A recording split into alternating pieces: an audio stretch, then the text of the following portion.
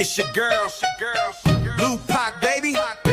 From the booth where the real ones talk slick and walk heavy. She don't do rumors, she do receipts. If you said it, she got it. If you did it, she show it. Truth teller, big stepper. That's Lou Pac, baby, no pressure. No pressure, no pressure, no pressure, no pressure, no pressure. Yeah, truth teller, big stepper. That's Lou Pac, baby, no pressure. No pressure, no pressure, no pressure. Yeah. Straight out of Louisiana, she don't duck, no smoke. Call her the queen of receipts, she keeping folks woke. From fake friends to baby daddies getting exposed. If it's messy, she gon' clean it up. Real talk mode. Independent, raw and loud with it. She ain't scared of nothing, she proud with it. So if you coming fake, don't step in her lane. She called names and receipts, gon' explain. Truth black, baby. All truth, all gas, no brakes.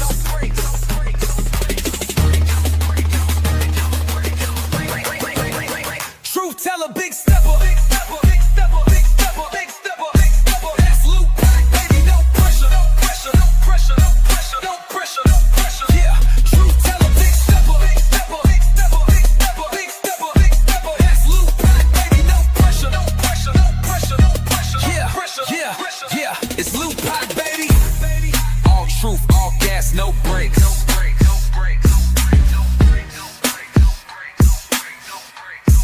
Yeah, all truth, all gas, no brakes. No brakes, no brakes, no brakes, no brakes, no brakes, no brakes, no brakes, no brakes, no brakes, no brakes, no brakes, no brakes, no brakes.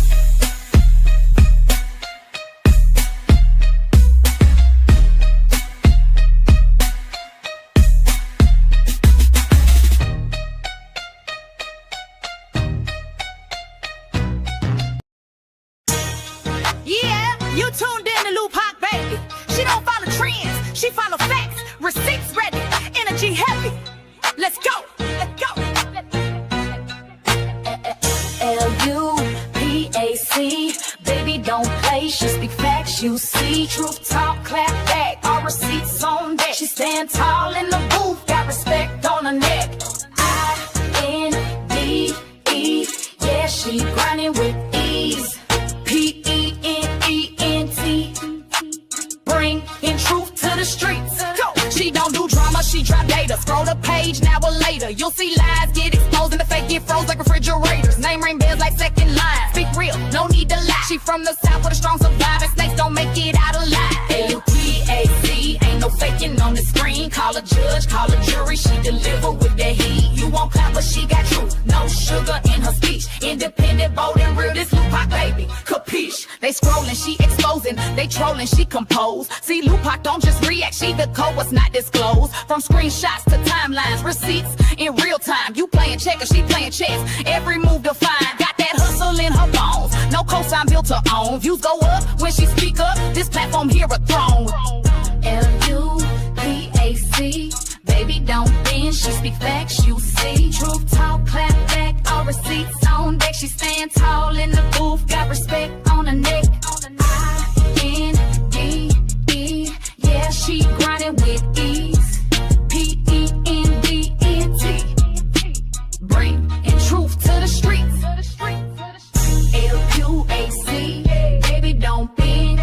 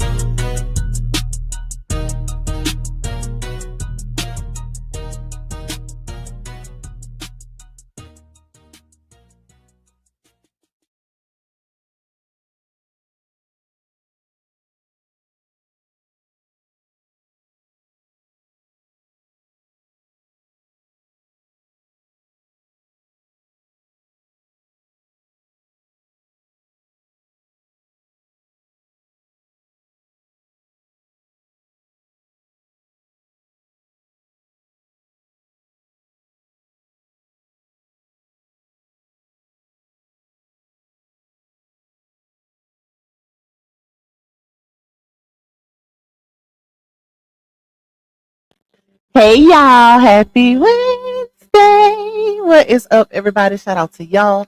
Thank y'all for being tuned in on this good old Wednesday, baby. Listen, the tea is flowing over. Y'all, it's so much paperwork. If I would have tried to email all that paperwork to myself and put all that on the screen, it would have took me forever. So I'm gonna just read some of it. I'm gonna read the basis of it, the most important parts of it, cause it's a lot, y'all. That landlord ain't playing, baby. Hold on, y'all. Let me cut my fan on.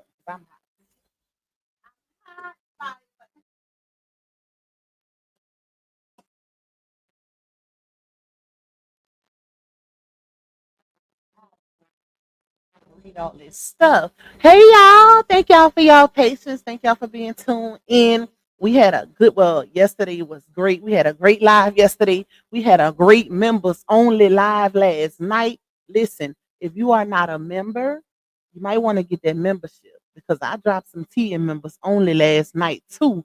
That kind of goes along with all of this stuff right here. It's a couple lawsuits brewing and all that good stuff. So y'all gotta grab that membership for that tea, okay?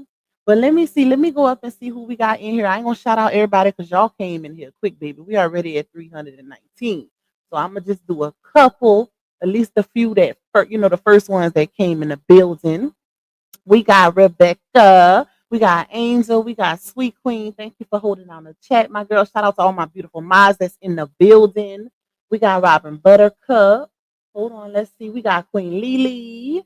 We got Miss Rhonda, Miss Cindy. We got Solid as a Rock. Shout out to you, my love. Kathy B in the building. We got, hold on, let me see. 88 Brian. We got Shaquintley in this thing, Miss Janice Willie. We got Miss Gina. Let me see. Hold up, y'all. Miss Michelle Holmes. Shakina. Y'all in here deep, baby. Jackie H. Let me find out y'all sneaking at work. What's up, Kira, Miss Jeanette? Who else? Melissa Santana in the building. Yolanda White. We got Miss Dina. Thank you, Sweet Queen, for my first super chat blessing. I appreciate you, my love. Love me for real. Steps puffing stuff. Scorpio Stings, my bro Terry coming through with the black and gold hearts. Copyright and fair use. I appreciate you for that. Alexis, Miss Lolita. Who else in here? Tyrese with the T. Latte, of course. Y'all know Latte gonna be in here. Y'all, and she gonna be talking cash money ish. Always. Queen Love Mail in the building. Who else? Let me see. Brittany Davis. Come on, Mom. Stop tripping. I am her. We got Capricorn 88. Miss Geraldine. It don't matter. We got who else? Let me see. Jessica. Shout out to my green team. I see y'all in here and y'all deep, baby. Miss Wendy. We got Freddie. I'm chosen. Love you down. Simply Linda. We got Trina Michelle. Who else? Michaela. Chocolate Season in the building. Vivi. I'm seeing a lot of names I ain't seen in a little hot minute. Period. Hey, Miss Gwen. Who else? Let's see. Hey, Malibu Genies. Hey, Kimberly W. Miss Ashley. Miss Breaking His Heart. Period. Miss Melody. We got Miss Roslyn. Elisa in the building. Tajay React.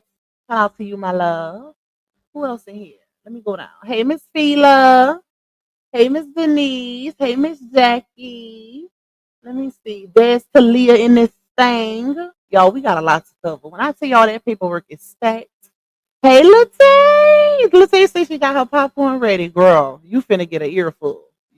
If anybody waiting on this, I know you is. Listen, because it made me think back to, y'all remember that live that was done on YouTube about evictions and stuff. I don't know why I started thinking about that when this paperwork was dropped in my inbox. That just came to mind. But I'll let y'all be the judge of this. Cause this, y'all, when I tell y'all, I tried to read some of it already. But when I tell y'all this situation is crazy, they gotta go to trial October 9th. I think it's October 9th. The date is in the paperwork. It's gonna get real crazy in mediation. It's gonna get real, real crazy. The judge can go either way, and y'all gonna see why once I start reading this paperwork. Hey, Miss Alonza. Let me see. Let me get to the bottom. MCK girl, shout out to you. The real McCoy in the building. Okay. Yumika, sweet queen. Shout out to you for being an 11-month member. I love you the long way as well. Shout out to Miss Linda. Miss Lolita for being an 8-month member. The taste that I knew when she was selling them rubber panties, her money was not rubber panties, child. Where was I? I missed that. I definitely missed that. Who been a member the longest? I don't know, but you know what? We gotta figure that out because I'm gonna have something for whoever been the longest member. I got something for y'all. We gonna figure that out now with next members only live stream. I'm gonna look in my back office to see. Thank you for that idea too. Hey Miss Sheila. Thank you, Miss Jackie, for the super. I appreciate you, my love. Thanks for all you do, Luke. I appreciate you, girl. Michelle Bell, almost 2 years, period. Let me see. Let me try to shorten this up, y'all. So I ain't shouting out 400 people, child. Shout out to CS for being a 5-month member. Ranita, 5 months. We got Miss Michelle Holmes, 4 months. Michelle Wagner, 18 months. Thank you, Sadie, for the super chat blessing. Queen Money Skull Gang, 5 months. Miss Robin Buttercup, 15. And Miss Ashley, 10. Baby, I love y'all down. Shout out to y'all. Let me get to the bottom, though. And shout out to Michelle for the super ready for this tea. Support Lupac's goal. Your super chat makes all the difference. Yes, y'all. Y'all got, listen, I should have a completed goal after this live because I'm finna do a whole lot of reading, baby. It's a lot of tea. This is a lot, y'all. Y'all mouth gonna drop once I finish reading all of this. Matter of fact, let me pull it up now. Okay, let's see. Because I sure didn't want to put it all on the screen because it's too much, y'all. Like it's entirely too much, but it is public record. Let me say that it is public record, y'all. That's how we have access to these documents, anyways. It's public record, you know. So anybody want to see it, they can see it, they can access it. But it's a lot. It's really, really a lot. This might have to turn into a 2-part live stream if y'all really want me to go through everything. But like I said, for the most part, I'm gonna try to get through the most important stuff of the paperwork. Um, hey, other than that, sister, shout out to you for being 18-month member, Lady Divine 15, period. Thank you for that super, my love. A collective hate to everybody else that's coming in, y'all. Like I said, I don't want to go too much into the shout outs because y'all came in here so quick. We almost at 400. So a big collective hate, and I love all y'all down. Okay. The love is equivalent. It's equal for everybody, even if you ain't heard your name. I just want to make that clear because I don't want nobody saying, Pac, you ain't shout me out. It's a lot of y'all. It's one of me and it's a lot of y'all. But I love all of y'all equally.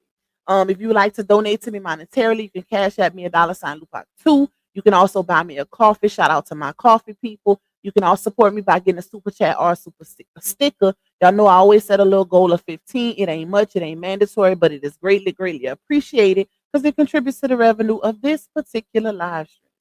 Period. If y'all want, if y'all feel like I'm doing a good job, y'all want to tip your girl, that's how you can do it. Period. But make sure y'all watching them ads. Please, please, y'all hit that like button and run me up. If you see that hype button, hype me up. That's something new, but that helps us get even further in the algorithm. All right. So that's it for my disclaimer, child. Thank you. Wait, hold on. Let me see. Shout out to Kia for being an 18-month member. Tanya 14. Period. My green team coming through and showing out. I love y'all down. Shout out to Miss Renita for the $4.99 super. Y'all ready? Y'all ain't ready. Thank you, Miss Floria. I appreciate you, my love. Y'all ain't ready. Y'all ready for real? Oh, y'all not ready. Let me stop. Lil Tay said she was projected talking about people being evicted and so she owed her landlord money. Now, I know you are lying. Okay, so let me read it because it's, I ain't gonna say it's confusing, but it's a lot, y'all. Technically, she didn't owe, but she owes now, if that makes sense. Let me just get into it so y'all can get a better understanding. Thank you, Miss Cheryl. Are you going on? Are you going to kick two? Kick two? What's kick two? Are you going to kick two? What is that? I'm confused. What is kick? Tupac, are you going to kick two? You mean like kick somebody too? Am I having a crazy moment, y'all? Am I tripping? You could be writing that right, and I'm just tripping. Kick is a platform. Oh Lord, not me thinking you talking about kicking somebody. Well, I'm gonna have to check it out. Is it a good platform? I'm gonna. It's early, y'all. I'm still tired. I ain't took my nap. Started started to me not taking my nap. Okay, listen. I'm gonna check it out, y'all. Let me know if it's a good platform. I'm gonna check it out though. All right, let me pull. Let me see what I want to start with. Ooh, let me get ready. I hope my voice don't start tripping because this is so much to read. Y'all just don't understand. We got text messages between her and the landlord, child. We got the court paperwork. Okay, let's see. Hold on. Um, you know what? We're gonna start with the damages first. We'll start with the damages that the landlord reported first, and then we'll go into the text messages. And after the text messages, I'm gonna read the actual lease so we can understand, and try to figure out who's right and who's wrong in this situation, y'all. That's how we gonna do it. And I see y'all dropping them supers. I will shout all of them out after I, kind of get this started. Once I take a little break from reading, I'll shout everybody out there sending supers. Thank y'all. Appreciate y'all. Okay. So let's start with this. And you know what's crazy, y'all? I actually got this tea. Well, not this paperwork, but I got the tea that she had moved out back in August a couple weeks ago. I didn't put it out on the platform because, you got to be real careful with certain things like that. She is an influencer, and I don't ever want to be considered as a part of doxing or anything like that. So I never dropped the fact that, she moved from her townhouse, and which I don't know where she moved to. But another thing I want to call out is she having these issues with moving from place to place. Where is Janelle? That's real mind boggling. Like that's her third baby daddy. That's her man. Where is he? Why is it that she have to constantly keep finding place to place to place to live, and she got a whole man with a 4-bedroom house? What's going on? What's really tea? Like, is the relationship that bad that they can't live together? Because I seen a few people in my comments saying that, because I was saying on my live yesterday that I didn't feel like they were still together. I felt like they just was on some co-parenting ish, and they trying to keep their business off the internet, right? That's what I said. But a few people said that they feel like they still together because they seen them together on a live or something that was done yesterday. But my thing is, like I said, she been moving from place. This girl that moved, y'all, a good 6 times in throughout this saga, if not more, at least 6 times. So, and she been with him for the whole saga, and he had his house for the whole saga. So that's real interesting to be in a relationship that long and they're not living together. She got to keep finding her own place. That's kind of crazy to me. At least, she should at least be able to stay with him for a little bit, at least until she can get it together and figure out where she want to stay or whatever. That I don't know. Maybe I'm tripping, child. But I'll be, looking at my man a little crazy if you got your own place and I gotta keep, going through these issues with landlords and not being able to pay a certain amount of rent. I gotta keep moving and uprooting my children, taking them up out of school and all of that. Yeah, that's interesting. So he don't like her. Y'all crazy. All right, hold on, y'all. Let me get into this. Okay, let me see which page I want to start with first. It gotta be a good 50 pages. Well, not 50, maybe at least 30. All right. Let me see. Hold up. Okay, so we got the agreement. I'm not gonna say the landlord's name, y'all. Um, it says description job. This is the damages that the landlord has assessed so far. So emphasis on so far. Okay. So they say fix leakage in the hall and damages drywall and roof damages, fix and deep cleaning. And he got that calculated at 4,350. Color damages paint for wall and door trim and ceilings, 6,880. And then they got leftover furniture, bulk trash, cleaning services, $500, utility connection charges, $300, and it totaled out at $12,030. So that's so far, y'all. The crazy part is she turned off the utilities before the landlord could inspect the property to actually see if there's any damages to the appliances and stuff. So that's a whole nother thing. That's why, and I'm gonna be very fair in this paperwork because, like I said, y'all, it can go either way. But I'm kind of leaning towards the landlord, even though I know some of these landlords can be real grimy. They could be real grimy with their situations or whatever. But I'm gonna let y'all help me be the judge of this, okay? Y'all gonna help me be the judge of this because trial is gonna be in October. But like I said, it can go either way because of the. Let me say this: when you sign a lease agreement, read every piece of the paper. Okay? Don't ever get bamboozled or just, in your feelings because the place looks so good, it's so beautiful. Don't ever just get, overly excited to just sign a lease agreement without reading the fine print. Read everything. Make sure that lease protects you and the leaser. Make sure, because you could be signing your soul away or you can be signing something that's only beneficial to the landlord. And to be honest, y'all, let me tell y'all this too.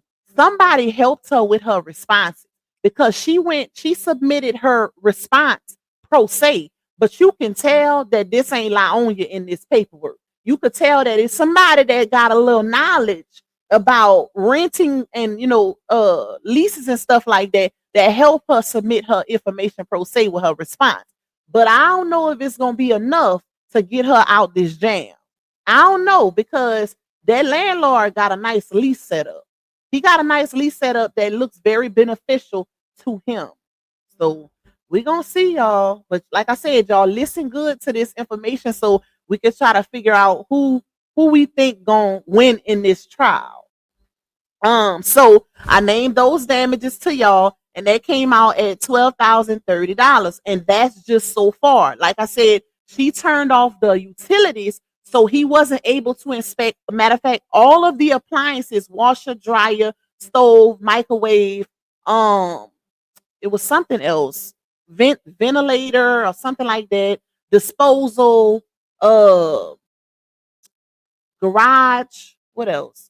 Garage ain't it's not a appliance, but it's operated through power. So he won't be able to tell if anything is still working properly, if there's any damages to the appliances or anything like that. So that's beneficial to him because she was supposed to leave the utilities on until the landlord was able to inspect. Okay, so that's key also. So that's in his favor. That's one thing that's in his favor. And plus, all he got to do is take pictures. Now, let me tell y'all another thing where it might hurt her.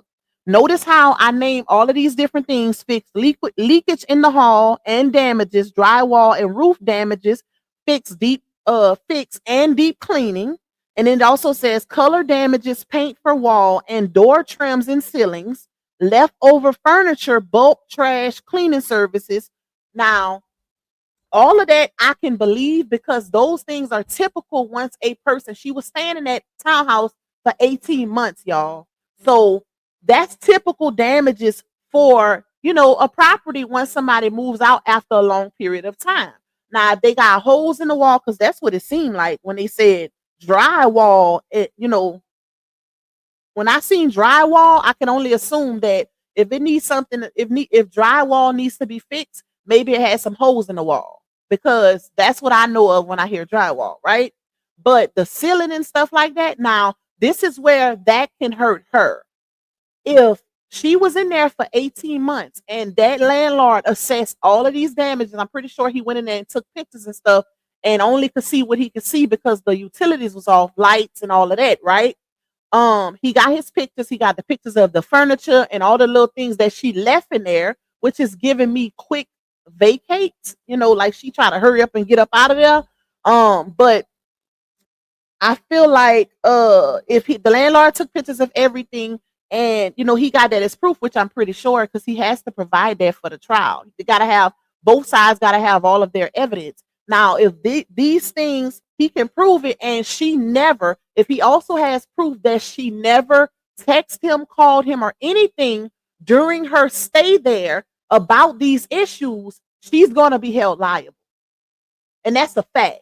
If she never called him and say, hey, they got a leak in the roof, which if y'all see those townhouses are so nice. Like they A1. They are some A1. I out no cap in my rap.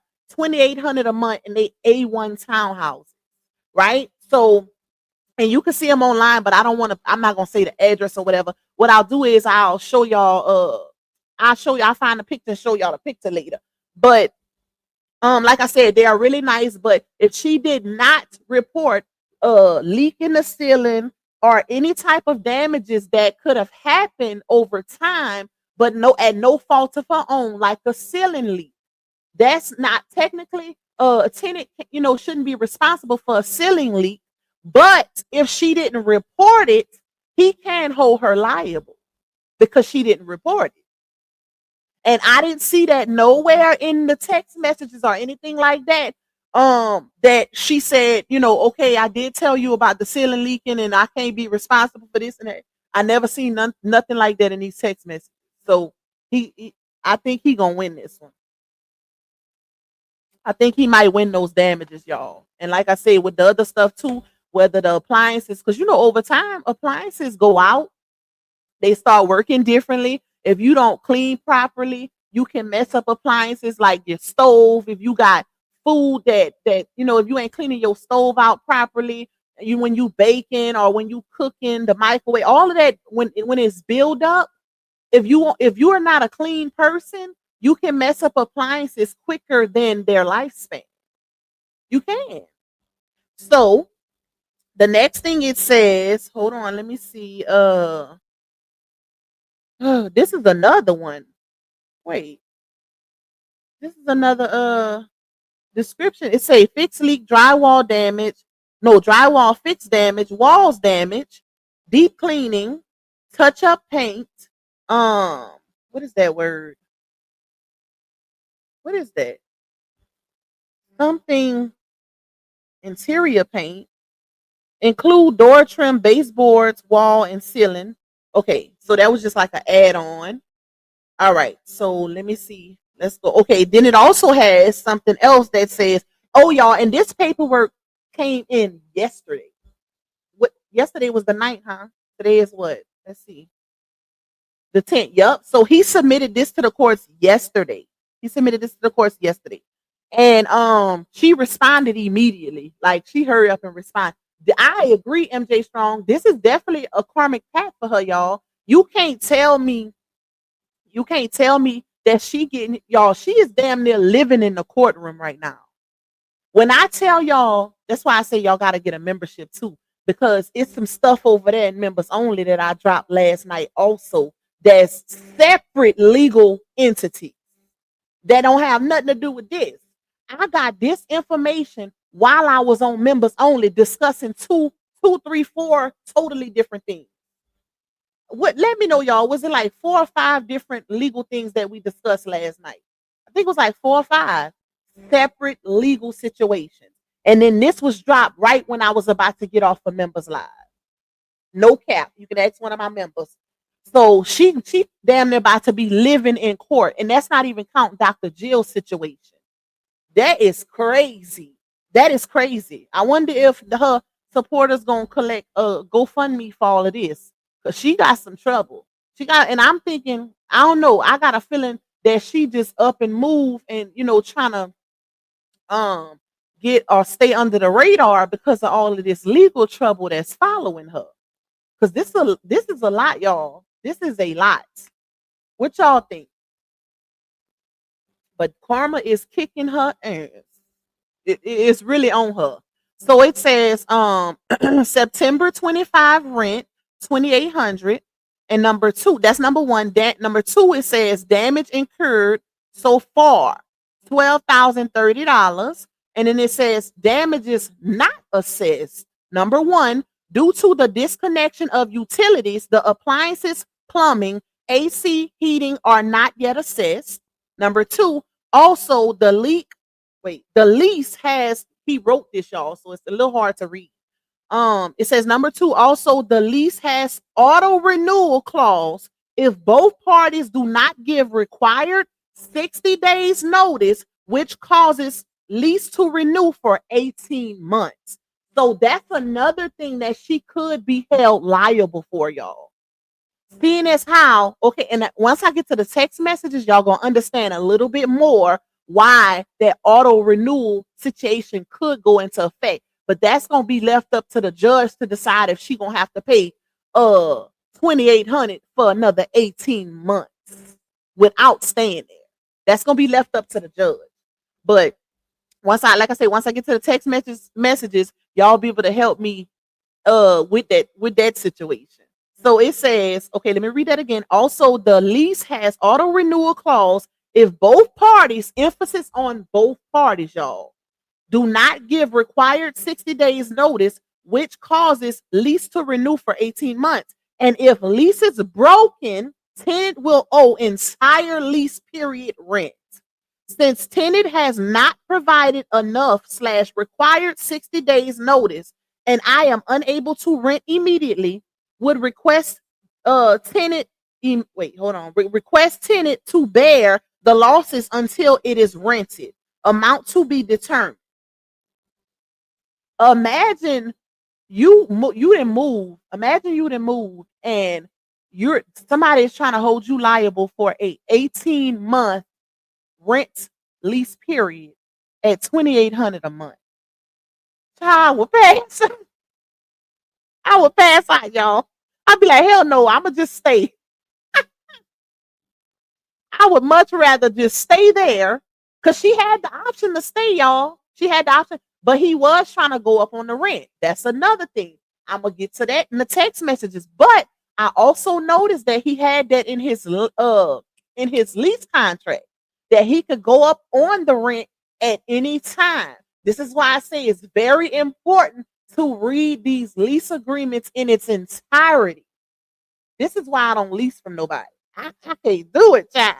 But y'all be real careful. If you are one that leases, and this is a lesson to be learned for a lot of people. If you are one that's renting from somebody, whenever you move, make sure you, if not just yourself, try to find an attorney friend, somebody that has experience with leases or, knowledge about leases to read over the fine print, all of the documents, because I feel like, I ain't gonna say the scam, but the let me get over you miss is in that fine print. Is in the papers in the back. Okay? Let me get over you ness is in the papers in the back. So you need to read it all.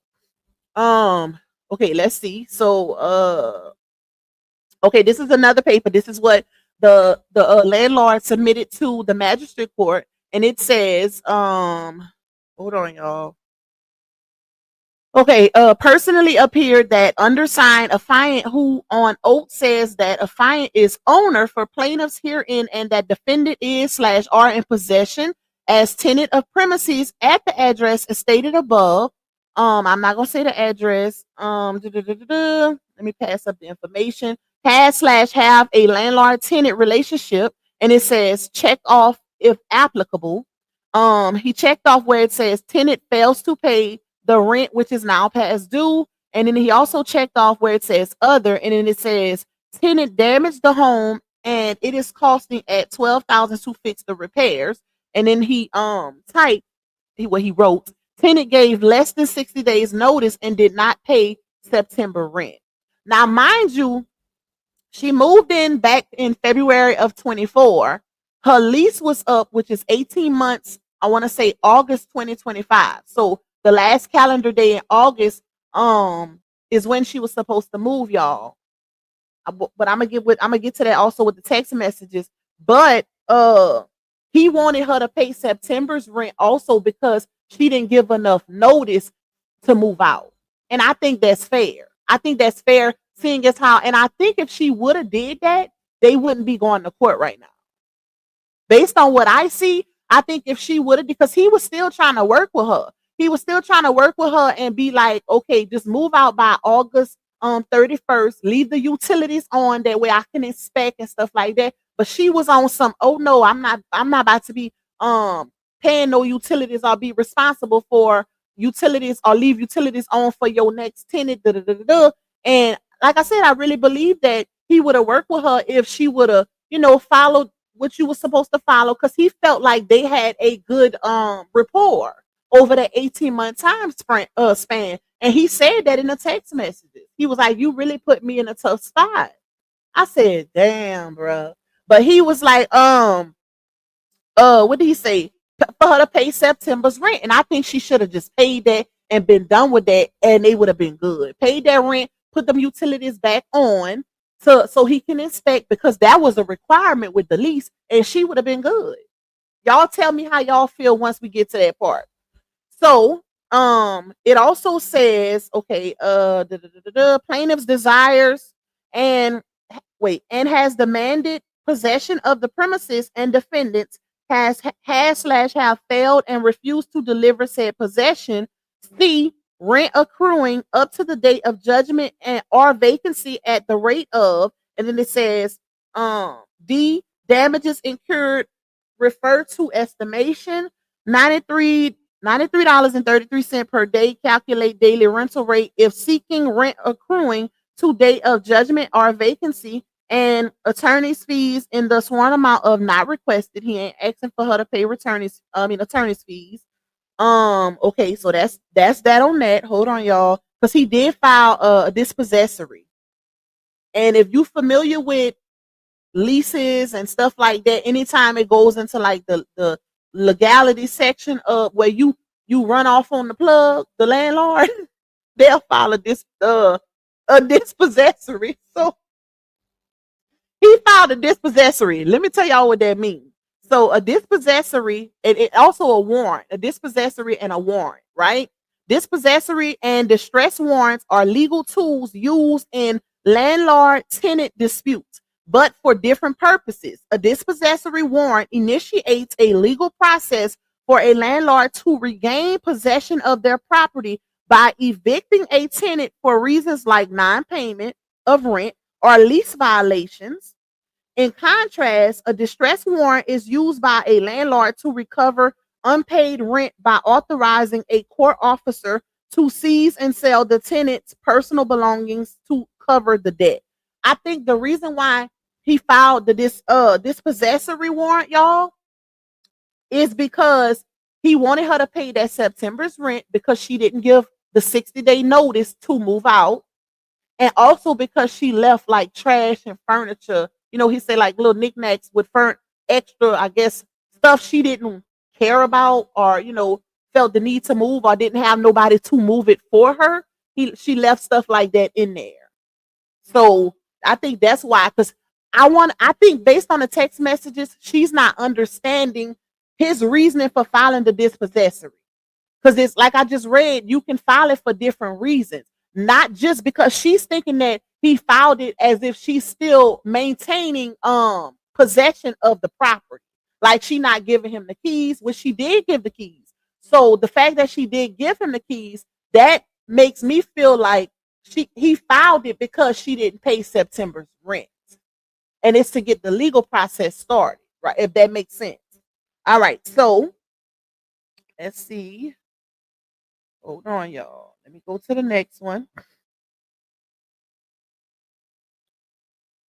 Okay, I don't know if I want to start with this. No, let's go to the text messages first, and then we'll go to the lease. All right, hold up.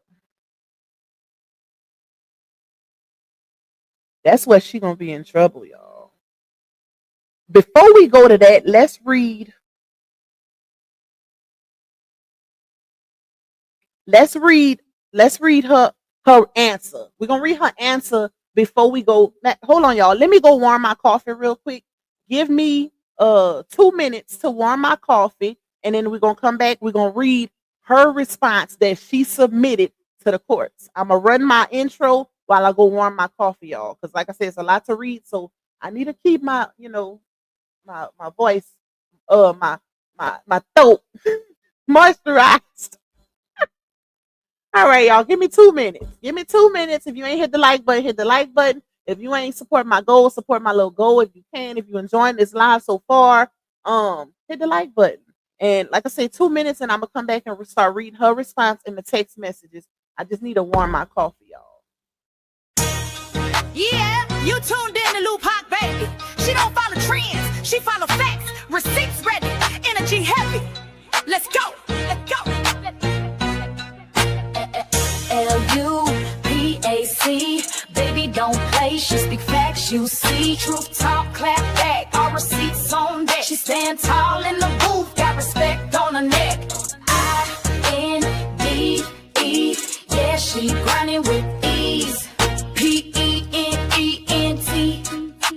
bring in truth to the streets. Go. She don't do drama, she drop data. Scroll the page now or later. You'll see lies get exposed and the fake get froze like refrigerators. Name ring bells like second line. Speak real, no need to lie. She from the south with a strong survivor. Snakes don't make it out alive. LUPAC, ain't no faking on the screen. Call a judge, call a jury. She deliver with that heat. You won't clap, but she got truth. No sugar in her speech. Independent, bold and real. This Lupac, baby. Capiche? They scrolling, she exposing. They trolling, she compose. See, Lupac don't just react. She the code was not disclosed. From screenshots to timelines, receipts in real time. You playing checkers, she playing chess. Every move defined. Got that hustle in her bones. No cosign built to own. Views go up when she speak up. This platform here a throne.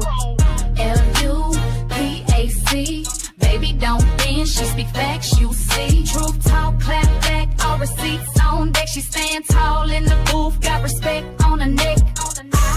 INDE, yeah, she grinding with ease. PENDENT, bring in truth to the streets. LQAC, baby, don't bend. She that truth in your feed when the lies get blown. Y'all watching, y'all lurking, but she grown. LUAC, baby, don't be. She that truth in your feed when the lies get blown. Y'all watching, y'all lurking, but she grown. This ain't gossip, this ain't rumors. This is real talk, backed by real proof. Welcome to Lupac, baby, where every video got purpose.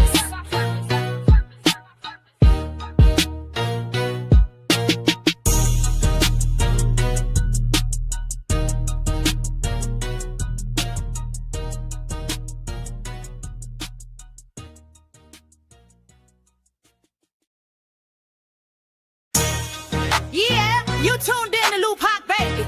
She don't follow trends, she follow facts. Receipts ready, energy heavy.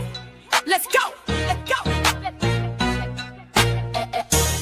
LUPAC, baby, don't play. She speak facts, you see. Truth talk, clap back. All receipts on deck. She stand tall in the booth, got respect on her neck. INDE, yeah, she grinding with ease. PENENT, bring in truth to the streets. Go. She don't do drama, she drop data. Scroll the page now or later. You'll see lies get exposed and the fake get froze like refrigerators. Name ring bells like second line. Speak real, no need to lie. She from the south with a strong survivor. Snakes don't make it out alive. LUPAC, ain't no faking on the screen. Call a judge, call a jury. She deliver with that heat. You won't clap, but she got truth. No sugar in her speech. Independent, bold and real. This Lupac, baby. Capiche? They scrolling, she exposing. They trolling, she compose. See, Lupac don't just react. She the code was not disclosed. From screenshots to timelines, receipts in real time. You playing checkers, she playing chess. Every move defined. Got that hustle in her bones. No cosign built to own. Views go up when she speak up. This platform here a throne. LUPAC, baby, don't bend. She speak facts, you see. Truth talk, clap back. All receipts on deck. She stand tall in the booth, got respect on her neck. INDE, yeah, she grinding with ease. PENDENT. All right, y'all. I'm back. Oh, I was running. I was running to go warm that coffee, child. Okay, so let's get into what she submitted yesterday in response, because she had basically anytime somebody submits something to the courts, the magistrate, you have to answer to it. In any situation, the defendant has to respond with an answer in like Most times it's like 30 days, but I would say this needed an immediate answer because they gave that trial date fast. The trial date is next month. Okay, so yeah. It says, oh, let me catch my break. Cause like I said, I was running, y'all, trying to hurry up and get back on the live with y'all. That's sad. Okay, so it says defendant's exhibit list. This is her response. And you could tell by what she submitted that she had somebody helping her that know what they doing. Somebody that's knowledgeable about tenant slash landlord dynamic, the legalities of it. Yeah. Unless she used Chat GPT, because you know Chat GPT is doing this big one right now also. But other than that, somebody helped her because she did submit this pro se, which means no attorney is representing her in this matter. Okay, so it says defendant's exhibit list. This is her submitting like some sort of proof. Defendant B Hampton. She's still under Hampton in this paperwork because, mind you, because I know people gonna be like, she a battle. She's still under Hampton with this paperwork, y'all, because she was still married. They were still going through the divorce back in February 2024. The divorce wasn't finalized till I think April. So that's why she's named as Hampton in this paperwork. Hey, Nene, what's up, my love? Hit the like button, y'all. Only 394 likes, 603 in the chat. Y'all got to run them likes up. We need to get to at least 500 on the likes, baby. At least I know everybody ain't gonna hit it because we're gonna always have at least 100 trolls in the building if we got a big chat. Okay, Papa never asks for 100% on the likes, but at least 75. At least 75. I know I got way more of my people in this live than I do trolls and haters, baby. Okay, y'all run them likes up. That's free. Free 99. Free 99. Okay, so it say this defendant's exhibit list. Defendant B Hampton, which they say her full name, of course, respectfully submits the following exhibits in support of her answer. Exhibit A, USPS priority mail receipt and tracking number confirming that defendant mailed the keys and garage remote to plaintiff on August 28, 2025, right? It says surrendering possession of the property exhibit, and that's the reason why she stressed that is because she's trying to go against his dispossessory claim. She's trying to go against that. But as I read to y'all, the meaning of this dispossessory and warrants or whatever dealing with the situation, it could be many different reasons why a dispossessory could be filed in the first place. So it didn't technically have to be filed just for the sake of not vacating or surrendering possession of the property. It also could have been filed because she didn't pay the rent for September, even though her last month on her lease was August, right? Which was last month, but she didn't follow the terms of her lease, which means that she was supposed to give a 60, I think it was 60 or 90-day notice that she would not be renewing her lease. So that's kind of where he got her at. He got her with that part because she didn't do that. So my thing is, you knew, 9 times out of 10 that you wasn't going to be staying there. And if you read your lease, then that means you also knew that at any given moment he could go up on the rent, at his disposal, whatever he chose to do because it's in the lease. So yeah.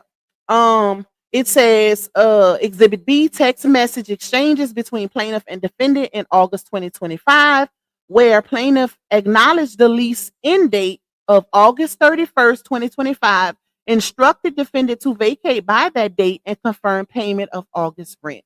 And here's another thing, y'all. What she's failing to realize is that even though he told her that was him trying to work with her, but she wasn't trying to work with him because she, just like he sent that message saying vacate by the August 31st, she also put an exclamation mark on the text as if she was going to pay the rent for September. So it goes either way, if that makes sense. But y'all gonna see once we get to those text messages. So it also says defendant's answer to dispossessory affidavit. 1, possession of premises. Defendant moved out and vacated the premises on August 12th, 2025. Think about that, y'all. This is where she effed up. I forgot about this part. He told her to be out by the 31st, right? The 31st.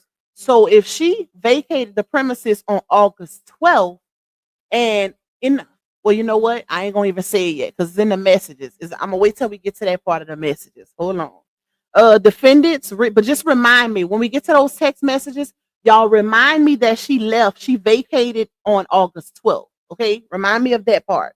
It says defendant's written lease expired on August 31st, 2025, and no lease agreement was in effect after that date. It says on August 28, 2025, defendant, she's the defendant, mailed the house keys and garage remote to plaintiff at his personal property address, see Exhibit 8. Plaintiff acknowledged in text messages that defendant was to vacate by August 31st, 2025, see Exhibit B. Therefore, plaintiff's claim for possession is moot. Moot, M-O-O-T, it means like uncertain. If that, for the ones who don't know what moot means, that means like they're uncertain. Two, improper use of dispossessory process. Plaintiff's filing is an abuse of the eviction process. No, it's not. Dispossessory actions are intended for tenants still in possession. No, it's not. Y'all remember what I just read to y'all? See, she's filing that he's abusing the dispossessory process, the legal process of that, and it's more than one reason why a landlord can file a dispossessory. It ain't just for the surrendering of the property. It ain't just for that reason. They can also file it if you ain't paid the rent. Okay? So it also says, hold on, let's see. She said dispossessory actions are intended for tenants still in possession. Plaintiff should have filed a civil action if money was owed. 3, now I do agree with that. Anytime it's dealing with money, but it's still a tricky process because who's to say he's not going to file that? Who's to say he's still not going to file that, right? He still has time. This just happened. Then it says 3, denial of non-payment claim. Defendant denies owing the alleged $2,800. Defendant paid August 2025 rent in full. See Exhibit B. No rent was owed after vacating. Watch when we get to the messages, y'all. 4, denial of damage claim. Defendant denies causing the alleged $12,000 in damages. Defendant demands strict proof. Normal wear and tear is not recoverable under Georgia law. Okay, and then we got number 5. But here's the thing. She is correct when she say normal wear and tear is not required. But how do we know that it was just normal wear and tear? How do we know that? And the thing is, where the landlord will get her at is if that's what, because the person who submitted the cost is an actual business. So if that's what they charging, baby, that's what they charging. He can't do nothing about that. If that's what the damages include, that type of fees, because that's some expensive ass fees, baby. $6,800 for some paint is crazy. You want no paint like the walls, because the place is really big. The townhouse is a nice size, y'all. It ain't no little. I want to say it's like a little over 2,800 square feet, maybe a little more. So that's a nice size for a townhouse, 4-bedroom, 3-bath. And it's very nice. So he probably the type of landlord that like his ish nice. He won't top of the line, because when I looked at them pictures of the inside, y'all, it's pressure. It's pressure. Like the master bedroom is a big old loft. It looked like 2 bedrooms in one. So he has some really nice properties. So that's probably why he ain't just letting anybody paint his stuff. He ain't just gonna get no cheap person off the street, or like your uncle to paint to paint his property. He want a real certified business baby. So it says, but she's denying the $12,000 in damages, y'all. But like I told y'all before, if the roof was leaking, like he said, if there's holes in the walls, if she left furniture, because he's saying that she left all kind of stuff in there, like excess furniture, not trees, child. Look at me, trees, dirt, debris, like it was nasty. He basically saying it was nasty in there. Leftover furniture was in there, and they had holes in the walls. drywall is needed, painting is needed, the roof need to be fixed from leaking, all of that. And if she didn't report that during her stay of the 18-month period, y'all, she's going to be held liable because he would have been liable. The landlord would have, anytime the leak is the roof is leaking, the landlord is liable for stuff like that because that's something that's out of your control, right? But if you don't report it and you allow it to get bad or worse off, then you will be held liable because you have a responsibility to report it to your landlord. Now, I'm not saying that she didn't because she very well could have, but it's not in these messages. You would think that would have been submitted as proof. And it seems like being at this, y'all, this was a nice area. They had HOA and all of that. You would think that he would be the type of landlord to fix something immediately because the property is so nice. This ain't no Section 8 townhouse. So I would think that if she would have reported it, something like that, he would have fixed it. He would have fixed it because it's that nice of a property. So let me see. Hold on. Let's go to the second page. Then it says, y'all, she tried to say he was harassing her. It says number 5, pattern of harassment. Plaintiff has engaged in repeated harassment. Look at what she's saying. Him harassing her is, including this improper filing. 6, general denial. Defendant denies all allegations not specifically admitted and demands strict proof therein. So she's basically saying she wants proof of the damages. She wants proof of all of that, which I'm pretty sure she know exactly how that place was left. Like you left from there. So she would know, but this is the right way to go about. I ain't gonna lie, y'all. Whoever helped her, they did a big one. They did a big one. That's why I say it can go either way. But I'm kind of still leaning more towards the landlord because that lease agreement. Baby, once you sign on the dotted line, you have to abide by that or you will be held liable. If you have any knowledge when it comes to these type of things, then you know what time it is. So that's why he took it straight to court. He made sure he was protected because you never know in these type of situations how it could go. And also landlords, this is why I say as a tenant, you have to protect yourself also because they're going to protect them. They're going to protect them. But make sure you protect yourself and don't be so eager to just move into something. The first person that give you a chance to stay somewhere nice. Protect yourself. Make sure all of the paperwork is read, even if you have to get a lawyer friend or somebody to go over it for you. Do that. So it says, hold on, y'all. Where we stopped off at. Okay. And then it says, wherefore defendant, which is LaOnya, this defendant respectfully requests dismissal of plaintiff's possession claim, denial of rent/damage claims, recognition of misuse of the eviction process, and any other relief the court deems just and proper. So she wants everything the landlord is saying to be dismissed, basically. Which that's not gonna happen. That's why they got trial in October. Okay. That's not gonna happen, baby. That man, he got a whole he did his stuff the right way. He ain't one of them janky landlords. You could tell by how many lease pages it is. So it says defendant's motion to dismiss. Comes now the defendant, B. Hampton, and respectfully moves this court to dismiss plaintiff's dispossessory affidavit and shows the court as follows. 1, lack of possession/mootness.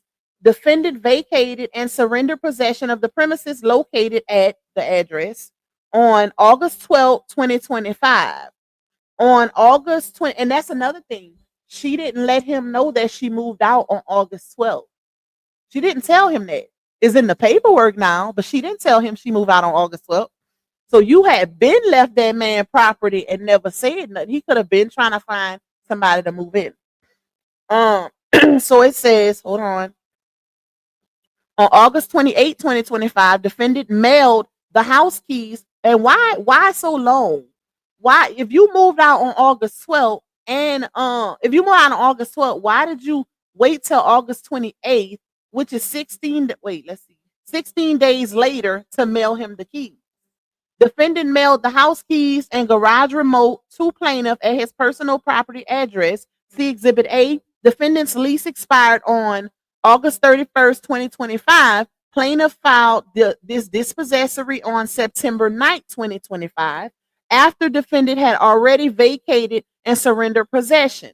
Plaintiff's claim for possession is therefore moot, meaning uncertain.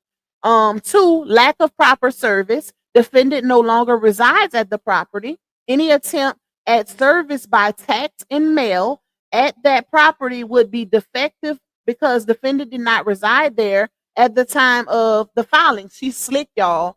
Like I said, whoever, I know Laonia didn't do this. Whoever did this, shout out to y'all, because y'all did y'all big one. They find like the nooks and crannies to get in. You know, there's always a little loophole when it comes to legality. And they looking for it. Let me just say that. They looking for it. I like stuff like that, y'all. So it says, hold on. Plaintiff has not served defendant at her correct address, mailing address.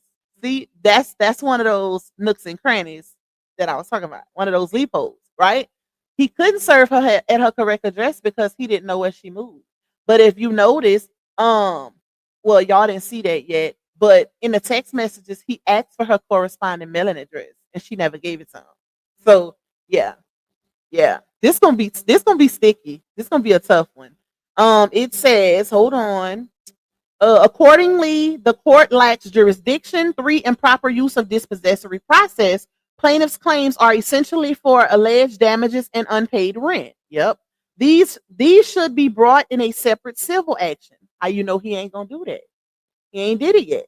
Not through eviction proceedings after possession was already surrendered. Plaintiff's filing is harassment and misuse of the eviction process. Wherefore, defendant respectfully requests that this court dismiss plaintiff's dispossessory affidavit in its entirety, deny plaintiff's monetary claims, and grant defendant any further relief the court deems just and proper. Let me just say, shout out to whoever put this together for her. Y'all did y'all big one, but it's not going to be enough. I'm sorry. It ain't going to be enough. Once you sign on that dotted line, this is why I cannot stress enough. It is very, very crucial and important that you read the fine print in your lease agreement, baby. You read all of the paperwork, every single page, because you don't know what you could be signing. So yeah, that landlord made sure he was protected, even though he was hoping for her to, kind of move off of some genuity and the rapport that they built. He was hoping for that. You're gonna be able to tell by the text message. That's what we're going into after the dispossessory hearing notice, right? He was, he thought because hey, she been in my place for 18 months. We built a relationship, not like a personal one, but a landlord-tenant relationship. They had a good standing. I don't know if he didn't say if she was ever late on her rent or anything like that, but he was like, he really thought that she would move based off of their rapport. Like, if y'all know what that means, their relationship, like be genuine in the situation and not try to just screw him over. He put her in a bad spot, basically. She put him in a bad spot. She put him in a bad spot. I'm pretty sure any and everybody knows that anytime you're trying to move out, at least 30 to 90-day notice is needed. Unless, and in most cases, 30 days is only if it's like a emergency situation where the tenant has really damaged the property, and the landlord they can even make you move out immediately. Like they can have it to where you got to vacate within 5 days, depending on the situation. But everybody who's ever rented knows that in any and all of these type of situations, you have to give a notice before you move out, because they have to be, they don't want to have a period or a moment where their place is not being rented for months at a time, because that's an investment. Real estate is investment. So he's going to be missing out on money because of this situation. So that's why he's moving the way he's moving.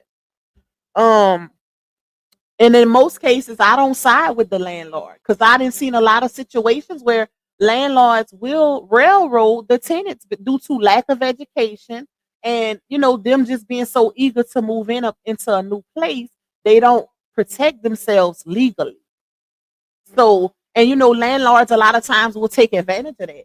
But based on their text messages, it seemed like they had a great rapport. So that's why I'm kind of leaning more towards the landlord. I'm being as unbiased as possible in this situation, y'all.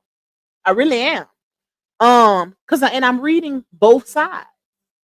Most people ain't gonna do that. I'm reading both sides to show that I'm trying to be fair with this situation. Y'all can hear both sides. I'm telling y'all whether it look like it's gonna go her way or his way. Okay.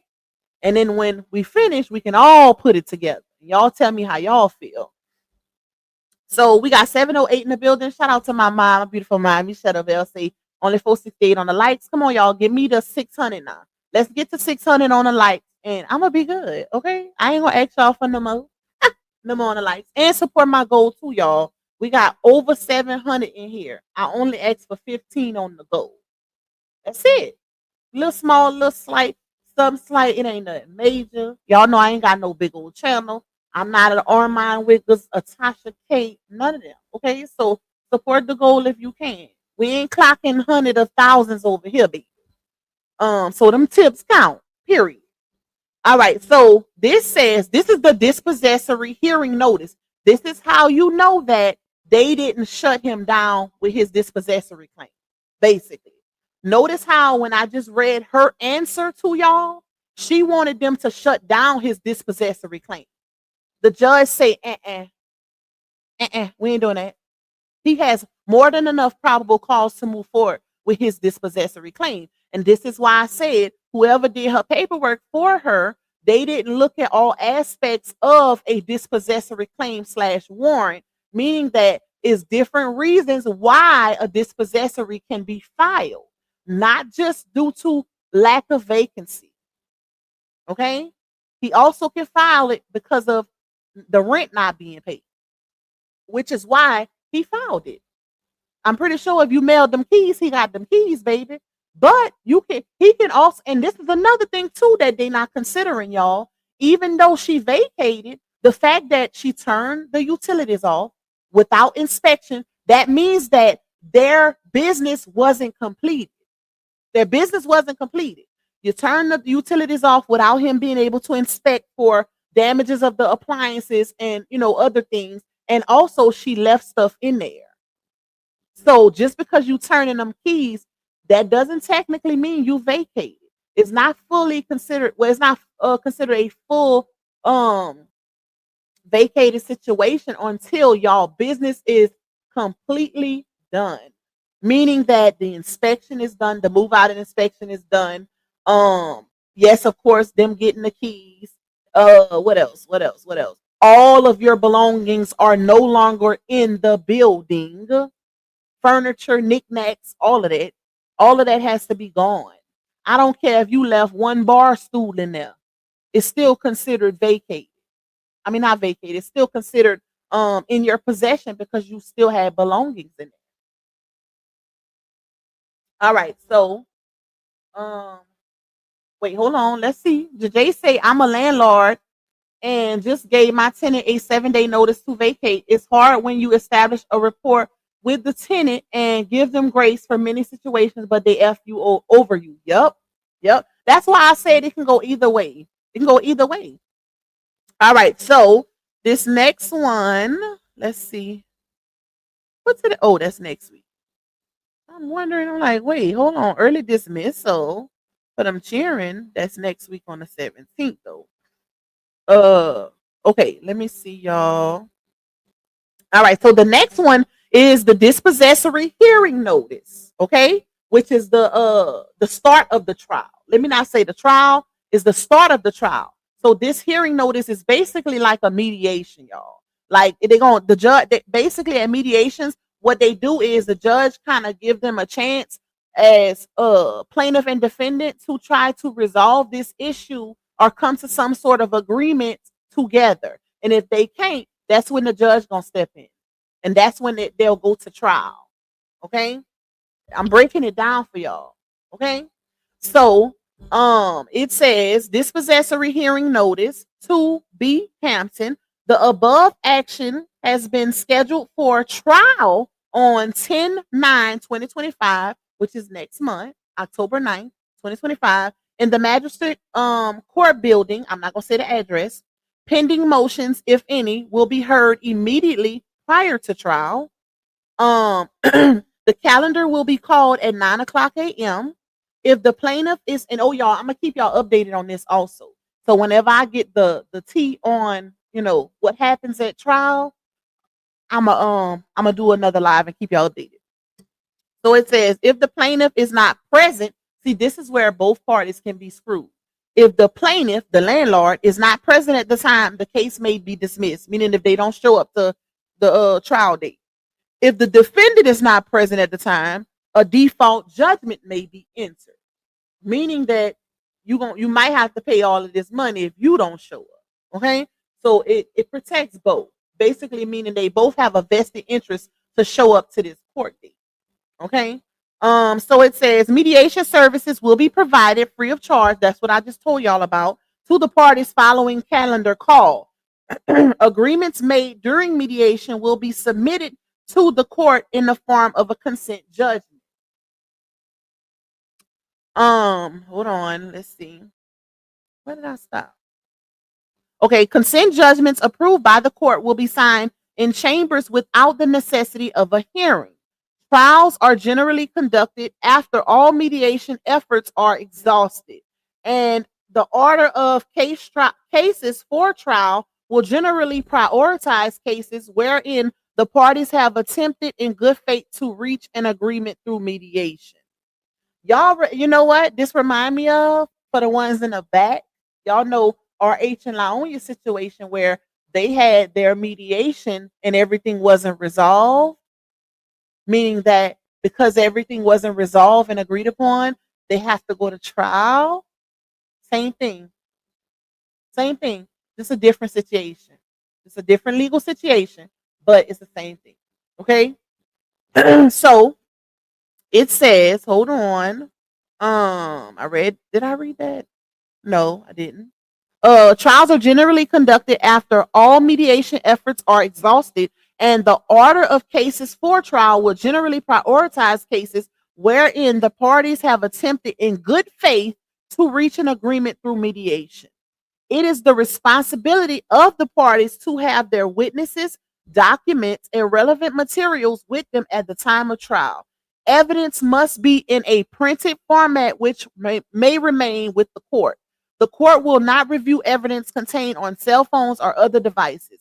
If you wish to avail yourself of the subpoena powers of the court to compel the attendance of witnesses and have not already done so, you should contact the clerk of court immediately. Procedural rules in magistrate court are designed to enable parties to try civil cases with or without an attorney, meaning you can do it pro se, representing yourself.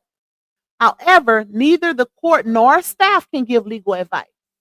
So if you go in there pro se, don't be trying to ask people in the courtroom, what's this? What's that? What this mean? What that mean? No. They telling you that you can have an attorney, but if you choose to be pro se and represent yourself, do it at your own risk. Hold on, let's see. The rules of evidence governing civil trials in Georgia courts do apply in magistrate court. So said this night day of September 2025.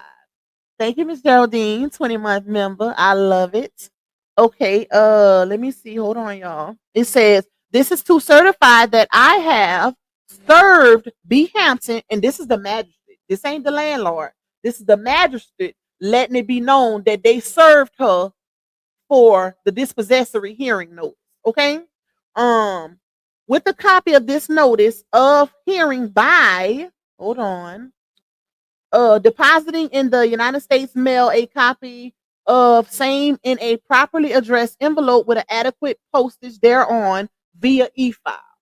Okay, so it wasn't in person, it was via e-file. All right, let's see. Now let's get to these text messages. Woo! Let me pull up my chair. Let me pull up my chair. Whew, okay, y'all. This is a lot. I hate reading. I ain't gonna lie. I hate reading. Ooh, okay. Let me see. And I ain't ignoring y'all. Y'all know it's hard to try to go, especially if it's not like just a little impromptu live. But being that this live is, scheduled for a specific reason, I can't really be in the comments because there's so many of y'all and it's distracting. Like it'll get me away from what I'm trying to read to y'all and present. All right. And like I told y'all, the reason why I didn't put it on the screen is because it's a lot. Like it ain't one or two pages. Y'all see, I've been reading for a while. So let's get to these text messages. And Laonia sent a text message on. Wait, hold on. That's not it. Wait, where's the first one? Hold up, y'all. Okay. I wonder where the You know what I just noticed, y'all? A message is missing. He texts her first, and that message is missing. Y'all gonna see what I'm talking about. So she texts him Saturday, August 2nd at 9:53 a.m. This is where it gets tricky. And I hope, and I'm pretty sure the landlord gonna submit this on his end. Where is the message that he sent her for her to respond to this? That message is very crucial in this situation. Let me tell y'all why. Let me read her message and then I'm gonna tell y'all why. So Saturday, August 2nd at 9:53, she texts her landlord, good morning. And she said, I can't sign a lease for 3,100. So where do we meet in the middle? I can do month to month, or I can sign another lease for 2,800, or I can provide a 60-day notice now and plan to move out by October 31st. How would you like to proceed? That's what she sent her landlord, y'all. So, being that I just read that, where is the message? And this is very important. What date did he send the message letting her know that he was going to be going up on the rent for the next term, for the next lease term, right? Because her lease was up August 31st of 2025 this year.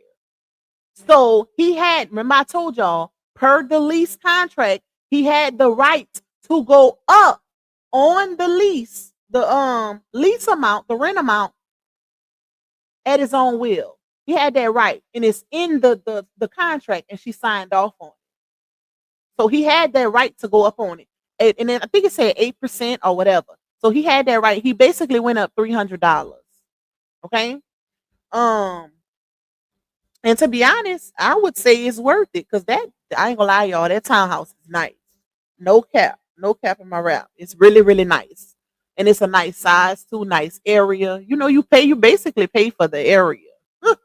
But she paid for the townhouse too because it's nice. But where is the message of him sending her that he's going to be going up on the rent? What was the date of the message that he sent it? And it's given based on her response without the context, which would be his message. Based on her response, I would say that he was right. He was in his right. He was in his right, y'all. And that's probably why he was mad, because look at the ultimatums that she gave him. She said, good morning. I can't, and this was August 2nd, the beginning of August, right? So anytime, and this is okay, let me say this also. Mind you, she knew that her lease was up on August 31st. It wasn't no secret. She knew that. The landlord knew that. She also knew that it was a possibility that he would go up on the rent amount because it's in the contract. So this is why it is your responsibility as a tenant. We can't put this on the landlord. It is your responsibility because at the end of the day, that contract benefits the landlord more. It protects the tenant a little bit, but it benefits the landlord more. I read it, so I know. Trust me. But that's why you're supposed to read everything. But she knew that it was a possibility that he would go up because it's in the contract. She also knew that she had to give a 60-day notice. Would she be moving? So she should have sent a message to her landlord back in June, July, August, June. She should have been messaging her landlord back in June. Hey, I just wanted to touch bases with you and see what's what. I did notice that in my lease agreement, my lease contract, that you did reserve the right to increase lease by 8% at your own will at any given time. I just wanted, to touch bases to see if you would be doing that for the next term. If not, then I will be giving my 60-day notice starting now. That way we don't have no issues in August. Okay? She's supposed to be accountable for that. Because that protects her, y'all. That's why I'm saying, I ain't just saying that because it's Laonia. I'm saying that because that would have protected her. Because that contract is in the landlord's favor. Like, there ain't no cap. It's in his favor. And rightfully so. But you're supposed to educate yourself as a tenant to make sure you ain't being railroaded. You can't leave that up to strangers. So let me read that again, where she says, "Good morning, August 2nd. I can't sign a lease for 3,100. So where do we meet in the middle? I can do month to month." So that told me that she had intentions on still staying there, y'all. So that plays a major role also. She still had intentions on staying there. I can't sign a lease for 3,100. So where do we meet in the middle? I can do month to month, and he has no month to month in his lease contract. He don't do that. I can do month to month, or I can sign another lease for 2,800. Why would he do that if he going up?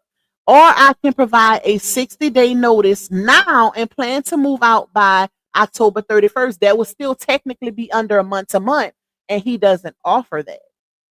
So you giving this man ultimatums, and like, what? Why are you giving him ultimatums? And you're the tenant. Like, so, which I can understand, like, she still wanted to stay there. So he said, or she said, now I can provide a 60-day notice now and plan to move slow down, Pop. Plan to move out by October 31st. How would you like to proceed? Now, remember, y'all, she's supposed to give the 60-day notice prior to August 31st. So she's out of range. You can't start in a new term trying to give like move over into a new term 2 to 3 months later and give give a notice. You can't do that. That's like redoing the terms, or redoing the terms of your lease agreement. You can't do that. Can't do that, baby. So yeah, it ain't in her favor right here. So then Saturday, August 2nd, he responded back and he said, "You should have told me before. Please plan to vacate by 31st of August, but still pay rent for August and September, considering you gave short notice." Okay? Y'all see where that September coming at? Because she was supposed to give 60-day notice is in the contract. And I want to say it's also in the contract that she be held responsible for lack of short notice too. We're gonna read a little bit of that lease. I ain't reading all of it, y'all. It's too much. It's a lot of papers. But I think I did see that part, but we're gonna get to that. But the fact that you didn't give 60-day notice, you're so last minute, I could see why he would say pay August and September, because August, she's supposed to pay August because it's her last calendar month in the term for the lease agreement. And in September, because you didn't give him enough notice to get another tenant, yeah, I want you responsible for September also. And this is where he was actually kind of helping her, y'all. And I feel like she should have agreed to this, because due to the lack of 60-day notice, he could have railroaded her and made her liable for a whole nother 18 months. Like it is now in the paperwork. Y'all notice I read that to y'all? Now he trying to hit you with that flex. She ain't gonna be begging for no more. Okay? Now he trying to hit her with that flex because she probably didn't piss him off. At first he was thinking she was gonna be genuine because of their rapport over the 18-month period.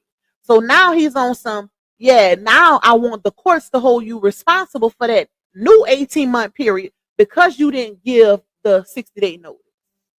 At first, he only was going to make her responsible for September. August was mandatory because she was still, August 31st was her last month, her last day in the month for her to be there, right? Even though she moved out on the 12th, but he was like, okay, move out by August 31st and just pay rent for August and September, considering you gave short notice.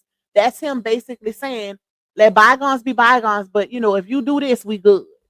Okay? She put an exclamation mark on it, on that text, right?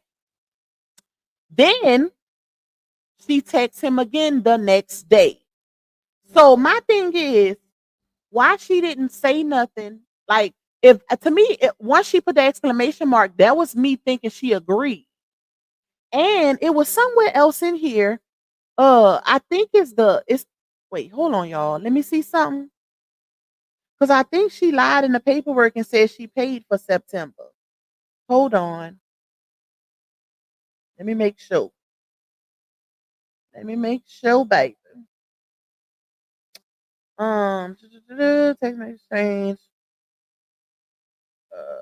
Instructed defendant to vacate by that date and confirm payment of August rent. Okay.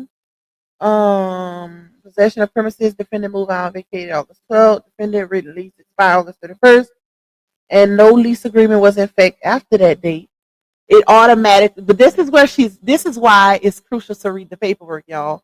It didn't have to go into effect. It automatically renews if you don't say something ahead of time. Y'all get what I'm putting out? She's missing that. She said because they didn't discuss it, even though they kind of did a little bit, but it was too late at that point. So now you leave the landlord room to where he can legally hold you accountable for the next 18 months if he chooses to, because you signed that contract. That's crazy. All you had to do was let him know 60 days prior that, hey, what are we doing here? The lease is almost up. I want to continue staying here, but I'm unsure if you're going to go up on the 8% due to the agreement. So let me know what's good, and then we can go from there. If not, this is my 60-day notice. She should have said that on the day, that would have been the first day of the 60-day notice and not her actual last month to be there. That's where she's wrong, y'all. Okay? That's where she's wrong. And that's why I'm low-key leaning towards the landlord in this situation because, yeah, that's where he gonna get her at. That's part of where he gonna get at. It's other things too, child. But I could have sworn I read something where she said she paid September rent too. Hold on, y'all. Let me make sure. Let me see. 9/9 payment. I just know I seen something about that. I could be wrong. I could be wrong. Let me see. Okay. I don't know. Let me go back. Maybe it might be in the text messages, but I could be wrong. Okay. Let's see. Defendant's answer to this possessory.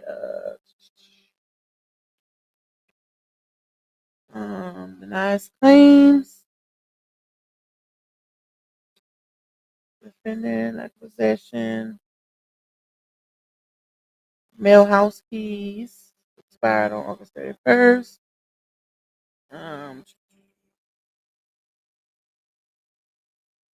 Okay.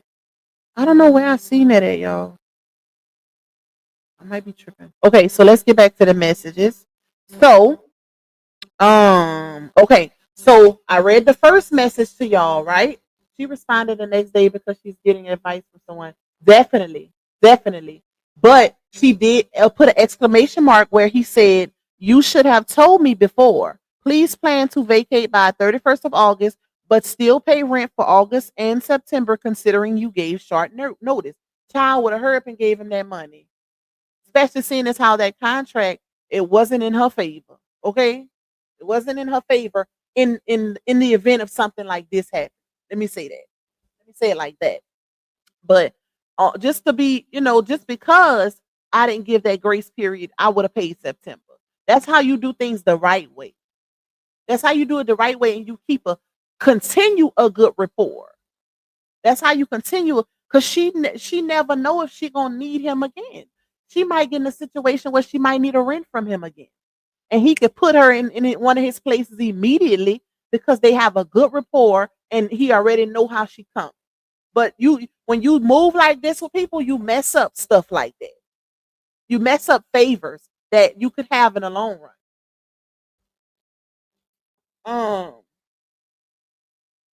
Hold on. Why is my daddy texting me? What kind of chips King like?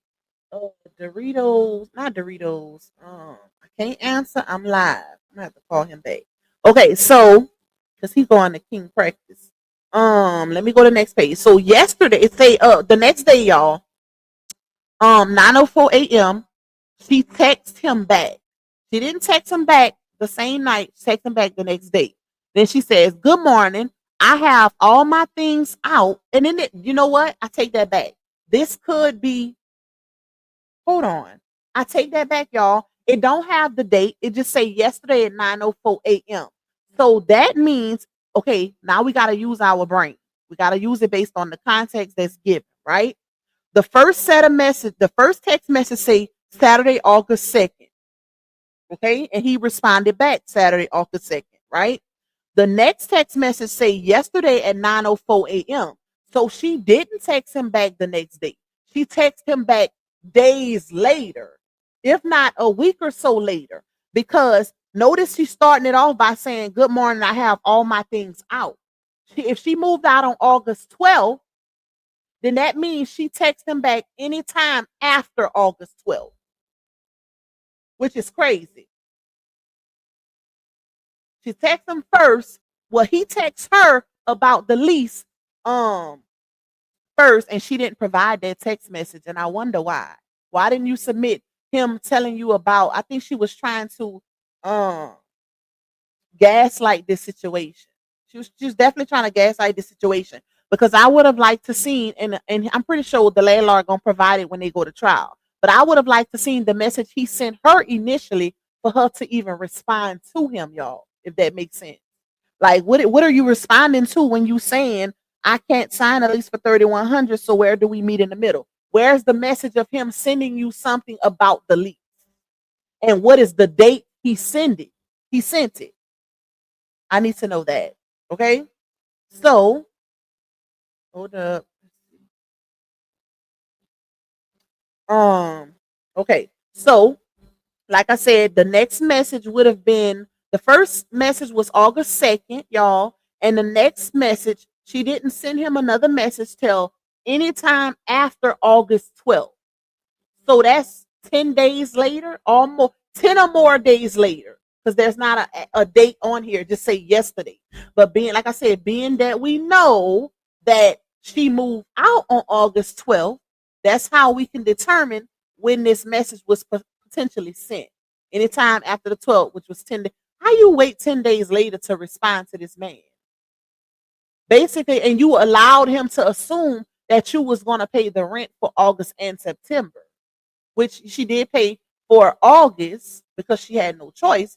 But September, to save face and for good grace and the rapport, she should have paid the September rent too, because now you going to court with this man. That was him doing her a favor, y'all. So, it says, "Good morning." This is her messaging him back 10 or more days later. "Good morning. I have all my things out, with the exception of some junk furniture and trash and whatever else she left in there. My kids tested positive for COVID, so I haven't returned yet." What? I wonder if she lying. Listen, y'all. I wonder if she lying. RH, does Momo have COVID? She might just be telling him that, but then you never know, because COVID is going around. So we're gonna give her that, y'all. But she said, "Good morning. I have all of my things out My kids tested positive for COVID, so I haven't returned yet. I was wait, I was having this how you know somebody was typing them started type sending her stuff to type because notice how she typed this message and then watch how she starts responding to the landlord in a professional manner. Notice the transition, y'all. Pay attention to how the messages switch up completely. I'm gonna let y'all know when. Oh shoot, hold on. Dang it. I done cleared it up. Hold on. Not cleared it, but I accidentally exit out the message. Hold up, y'all. Okay, it's this. All right. So yeah, watch how she switch it up. So she said, "Good morning. I have all my things out. My kids tested positive for COVID, so I haven't returned yet. I was having the cleaning people come out today, but the power is out. Can you have the power turned back on? I didn't know they would turn it off so soon." Watch what she lied, y'all. She lied to him right there.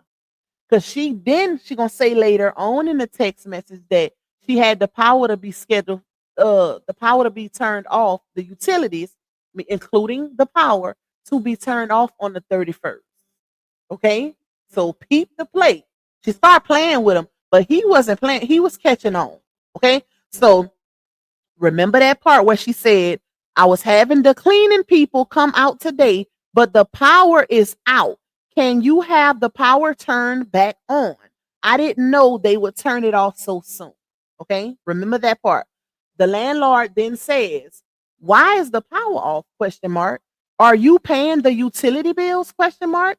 Can you call them? You still own the unit until September end based on lease notice. Please follow up and check. We need utility bills also paid until September based on lease notice."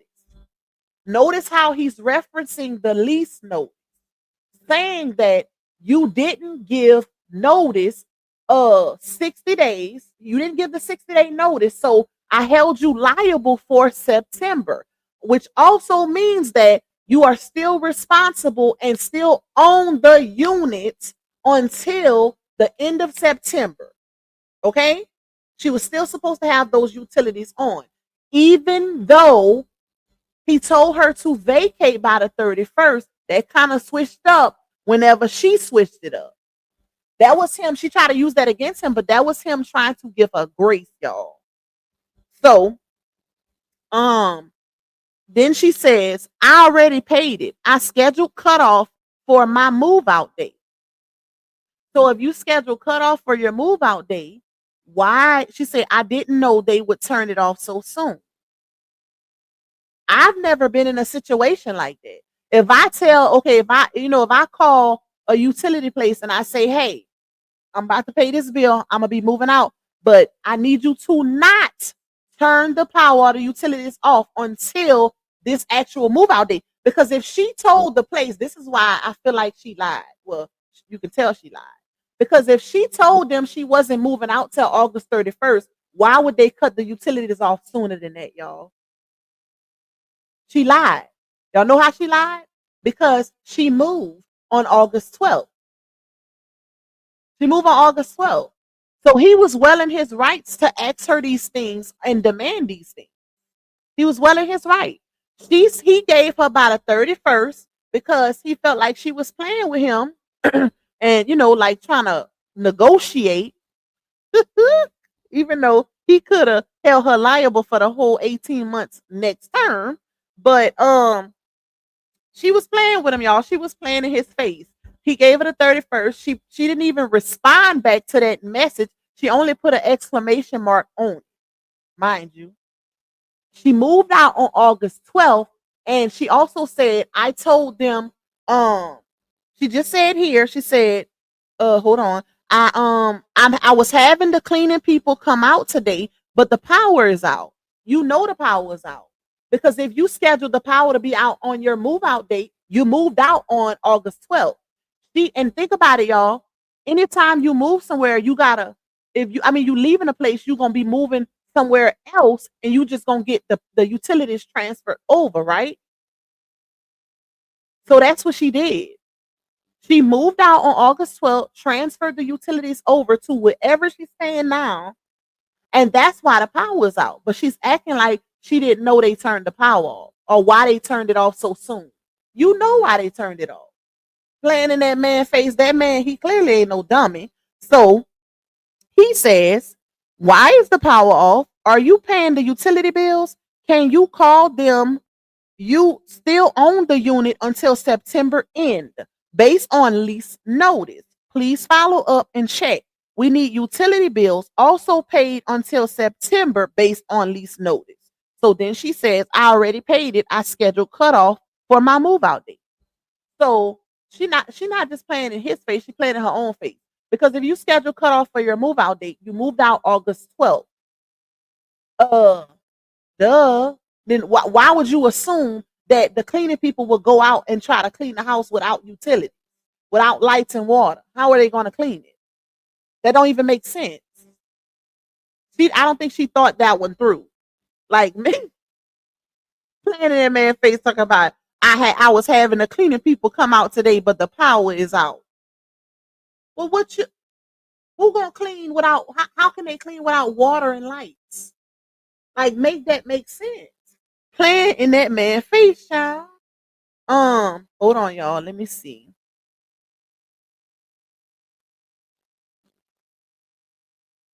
Hold up. Let me text my daddy back.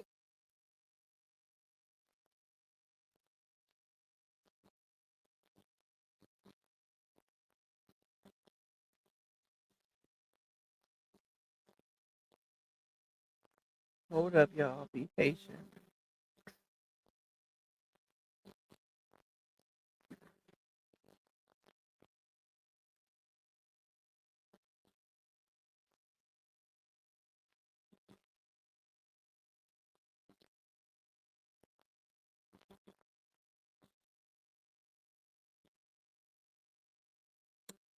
Okay. All right. So the next one, we got 738 in the building, y'all. Please hit that like button for Pop. I don't know how many I got left on my goal. Probably a handful. So support the goal if you can, but definitely hit that like button. We should have at least, we got 738 here. We should have at least 600 on the likes, y'all. At least 600. Okay. So the next part, it says, she say, I already paid it. I scheduled cutoff for my move out date. All bills are paid. And then she said, in order to transfer service, here you go, she's telling on herself. In order to transfer service to new home, I can't have two homes. She put child, not TO. She didn't put the number two. She put TO. That kind of threw me off. In order to transfer service to new home, I can't have two homes in my name, two service addresses, right? So if you know that, why is you playing in that man's face? If you gonna tell him that, why is you playing in his face? So he then says, you cannot schedule cutoff until September end. Please call them and update them. If a new tenant comes, then we can change. Y'all following? So then he says, until it's your responsibility, including rent as per lease. Please confirm you are paying the September lease rent and utility bills and let me know when we can arrange move out check. Meaning that he still has to do a walkthrough to assess damages, to make sure his place is up to par and all of that to even get it ready for the next tenant. But she hurry up and pull a fast one. And instead of moving out August 31st, she moved out August 12th without telling him, turning all of the power off to move into. Now, don't get me wrong, y'all. I can understand from her aspect also, because if a landlord is saying, hey, if you're not deciding to renew your lease, please move out by the 31st. And but still, because you didn't give prior notice, I need you to pay the next month's rent at least, and get, to buy me a little time to get a new tenant, right? Because he could have been looking for a tenant for 60 days had she would have told him when she was supposed to tell him. But I could also understand from her end as well, because if you moving to another place, they're gonna want you to transfer. I mean, you can't transfer your utilities and keep the utilities on at the other place. So that kind of was a tough spot right there. It kind of was. I gotta call it on both ends, y'all. But you had a responsibility to this man's property. So at the end of the day, had she would have done it correctly, she would have been good also. So yeah, um, meaning gave the notice and all of that. She would have gave the notice, like even when if she would have gave the 60-day notice, y'all, she could have found her a new place. She could have told the new landlord, hey, I'm gonna be moving out of my old place on this date. She could have told the utility place, hey, I'm gonna be transferring my utilities on this date, and that way her and the landlord at the last place would have been protected.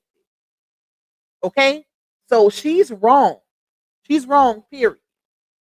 So let me see where we at. So then he says, until it's your responsibility, including rent per lease.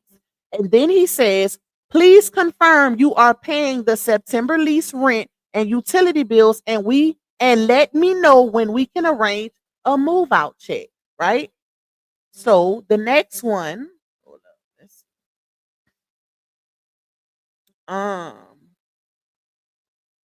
The next message she sent him, and she said, I think this is where it starts switching up. Yep.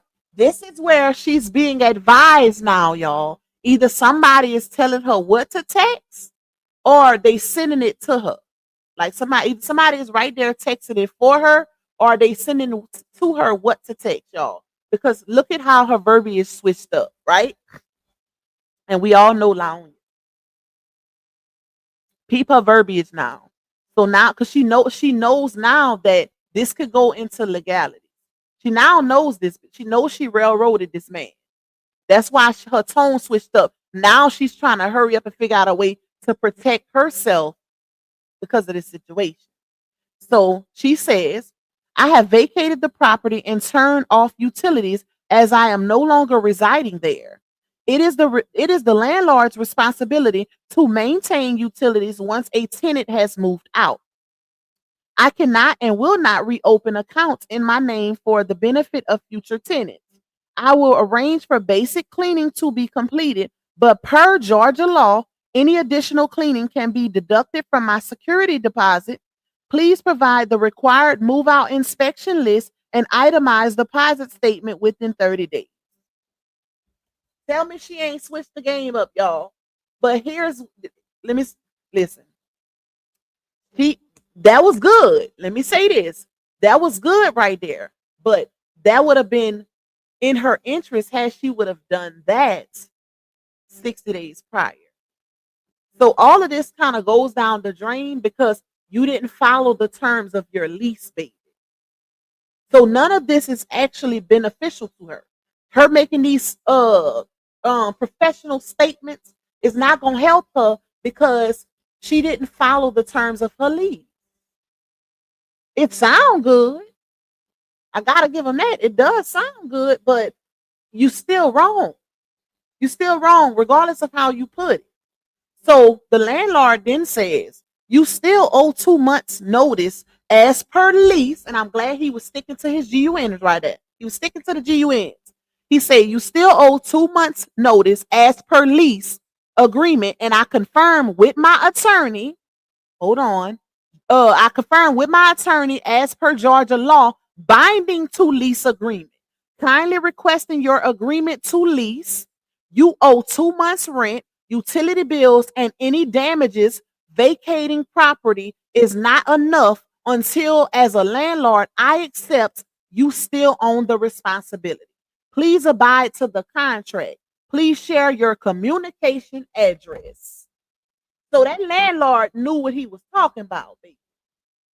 Notice how when I read y'all her dispossessory response, she said, they try to be slick. Whoever typed that up for, they try to be slick and find a loophole and said that he didn't have her corresponding address or her new address to send the legal paperwork. So technically, she tried to pull the fast one saying, oh, technically I wasn't served properly.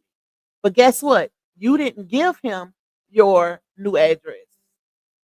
Based on these messages, you hurry up and haul ass, you pull a fast one, all of that. So, and to be honest, these messages ain't gonna work in her favor. She submitted them as if there's some type of proof that she's in the right, but it's not. Like, you're not. They're gonna benefit him, and I could tell. I could tell because at the end of the day, this is not just a verbal agreement. There is a legally binding signed contract.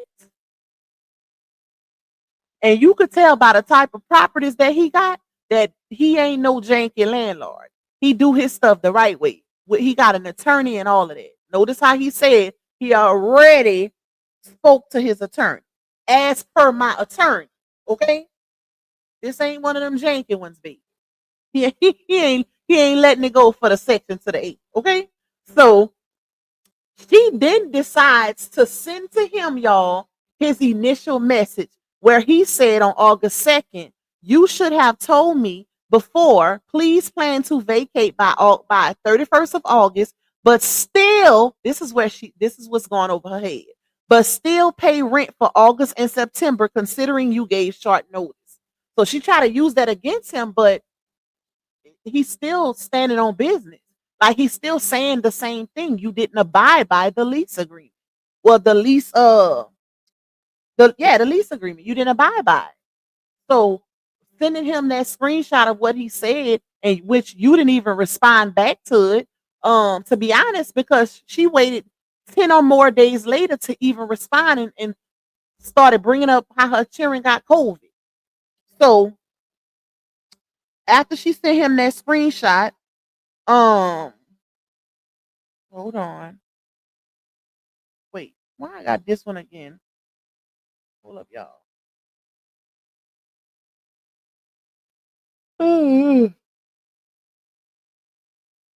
You should have told me. Okay. Why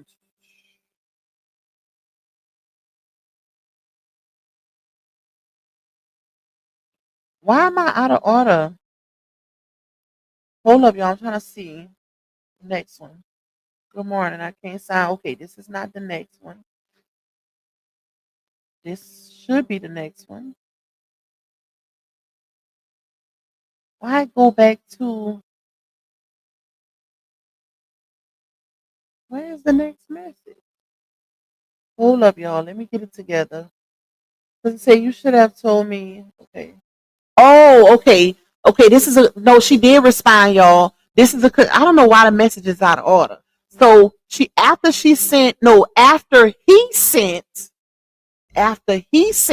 you should have told me. This was from now. This go back to August 2nd. After he said, you should have told me before. Please plan to vacate by 31st of August, but still pay rent for August and September, considering you gave short notice. And then he says, let me know. So she then says, thank you for confirming that I may vacate by August 31st. So she did respond. So bump what I said about the whole 10-day, the messages was out of order, child. She did respond, y'all. So she says, thank you for confirming that I may vacate by August 31st. Notice how she switched her verbiage and her tone. She's trying to protect herself right here. But that was him giving her a courtesy. That's not legally binding, okay? And I don't think she know that clearly. So she said, thank you for confirming that I may vacate by August 31st. I want to reiterate that my current lease ends on August 31st, 2025, and I am not seeking to renew it beyond that date. Why are you reiterating that when that's already understood? But guess what? You were supposed to give a 60-day notice for that. You can't just come in later and say, hey, I don't want to renew it, because now he's in his legal rights according to the lease agreement that you signed. He is now in his legal rights to renew the agreement without you. He can renew it and hold you liable without you because you already signed to it. You signed to it when you signed your initial agreement. That's the part she's missing, y'all. And whoever helped her. Um, so it's she says again, she just kept stressing it like it was gonna help us up. Um, I want to reiterate that my current lease ends on August 31st, 2025, and I am not seeking to renew it beyond that date. I understand the lease mentions a 60-day notice for non-renewal. Notice how she said, I understand the lease mentions. Yeah, it mentioned it, but it's also mentioned in a legally binding document that you signed. So it ain't just a courtesy. It ain't a courtesy, baby. It was a legal document. She's trying to put it as if it was a courtesy. Like, oh, I'm giving you a courtesy by telling you 60 days prior that I'm going to be moving out. No, you didn't even do it. So I understand the lease mentions a 60-day notice for non-renewal, but since we are approaching the end of a fixed term lease, hold on, let me see where we at. On August 31st, 2025, and I am not seeking to renew it beyond that date. I understand the lease mentions a 60-day notice for non-renewal. She rewrote that again. Why? I wonder why she kept stressing it, like she said it over and over. I understand the lease mentions a 60-day notice for non-renewal, but since we are approaching the end of a fixed term lease, and I have now provided written confirmation of my intent not to renew the lease, will naturally terminate on its own. That's not in the contract though. You can't rewrite this lease agreement. Like you can't do that. Then she said there is no automatic renewal since I have provided notice. You provided notice after the fact. You didn't provide it during that time frame that it was supposed to be provided so that no auto renewal would happen. Like why? I don't understand why she missing that part. It automatically renews if you don't give a 60-day notice. So, and I am not, and the thing is, y'all, he was still trying to help her. He said, well, just leave by the 31st, but still pay September's rent. And you gotta be responsible for the utilities. That's a given. And basically we'll be good. We'll be good. But because she said, I'm not paying September, I'm gonna pay August because that's the last month. And I'm gonna tell you that I'm not renewing that lease, even though it's way after the 60-day point. Okay. She basically said, I'm gonna do what I want to do. Bump the agreement.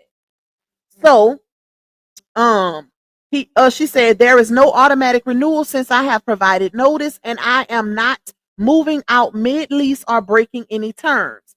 Therefore, I do not agree to be charged rent for September as I will be fully vacated and returning possession of the home by August 31st. Okay. So it then says, hold on. She then says September. Okay, I read that part. Let me know if you like to schedule the move out walkthrough. I will leave the property clean and in good condition. And then she says, I already paid August. How you leaving the property good? Cleaning in good condition when you already said that you was gonna get the cleaners to come out, but you couldn't because you hadn't already turned the power off. You turned the utilities off. So you didn't leave it in a good, clean condition. He can't do a walkthrough if whenever a landlord goes to do a walkthrough, y'all, the power has to be on. So especially when you're dealing with a landlord who provides all the amenities. He provided washer, dryer, refrigerator, stove, microwave, uh, something else. What else? I can't remember, but we're gonna get to it. It's gonna be in the lease agreement. He provided all of that. So all of that had to be checked. And it can't be checked if the power is off. And the power was off. And this is another way he got it, y'all. If he told you to vacate by the 31st, you left August 12th. You left August 12th. So even then, you were still responsible. Let's take September out of it. You still responsible for August. That power was off before the 31st. So that means no cleaning crew could come. He couldn't do the move out inspection or any of that because the power was off. He can't check to make sure the wash and dryer still work. and it's not damaged. The stove still work and ain't damaged. The microwave, he can't check none of that because you turned the power off. You turned the power off. She said, y'all, that she had the power to be power scheduled to be turned off on her move out date, right? She moved out on the 12th, not the 31st. So, what date did you actually give the power people and the utilities people? I would say she gave them the 12th, right? That way she can just hurry up and transfer it all over to her new place on the 12th or whatever date she moved.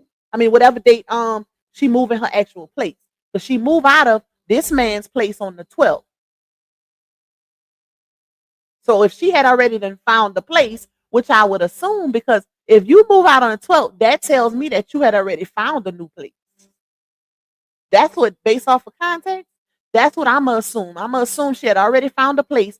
Because it was so short notice, she already found a place and she needed to transfer her utilities and power over immediately. And that's why she didn't leave it on. So even if you take September out the fold, you are still responsible for August. And that power should have still been on. So you really put that man in a tight spot. So she then says, I already paid August, but you earlier agreed. Oh, this is him responding now, y'all. He said, but you earlier agreed to renew. Now you are orally changing. Think about it. So, hold on. He said, but you earlier agreed to renew. Now you are, but you earlier agreed to renew. Now you are orally changing.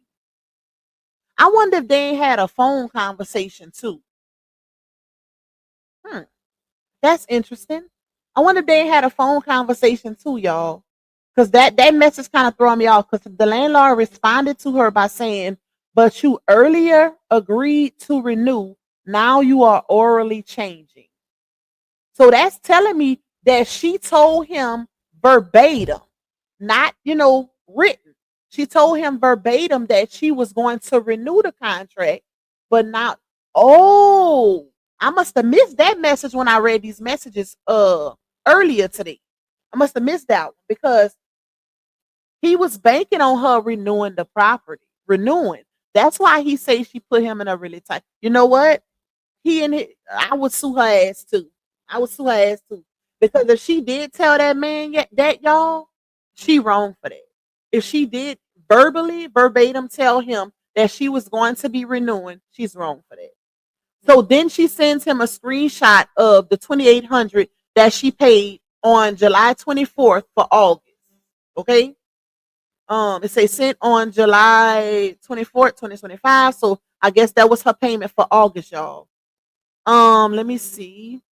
And then he said, after she sent that text message showing that she paid for August, he then says, it's my bad. I trusted you and did not initiate the contract, but you have put me in trouble. This is not a good practice after all our 18 months tenure. Whatever it is, you should have told me. So guess what? That told me that he's probably feeling like she had something come up all of a sudden and she had to hurry up and vacate his property. Notice how he said, whatever it is, you should have told me. So he probably feeling like she ran into some type of financial issues or some type of issues, period, and she needed to hurry up and leave. Because notice how in the last message he said, you told me that you were going to be renewing. And the reason why he's saying it's my bad, I trusted you and did not initiate the contract, but you have put me in trouble. And then he says, this is not a good practice after our 18 months tenure. He's saying that because she verbally told him that she was going to be renewing the contract, but he didn't get it in writing. He didn't make her sign another contract. If that makes sense, y'all. He didn't make her sign another one for 18 months. She only verbally told him or orally told him, like he's saying. But what he failed to realize is he's still protected regardless. Even though he didn't make her sign a new contract, He's still protected with the old one. He's still protected. That's jacked up though. If she told him she was gonna be renewing it and then she hurry up and dipped out on him, that's messed up. So let me see where we at. Then she says, here it goes switching it up again, y'all. Whoever this is messaging for her or telling her what to put. I hear your frustration, and I truly didn't intend to put you in a difficult position. I've appreciated living here for the past 18 months and have always aimed to uphold my end of the agreement. At the same time, I want to be clear that I have followed the terms of our lease.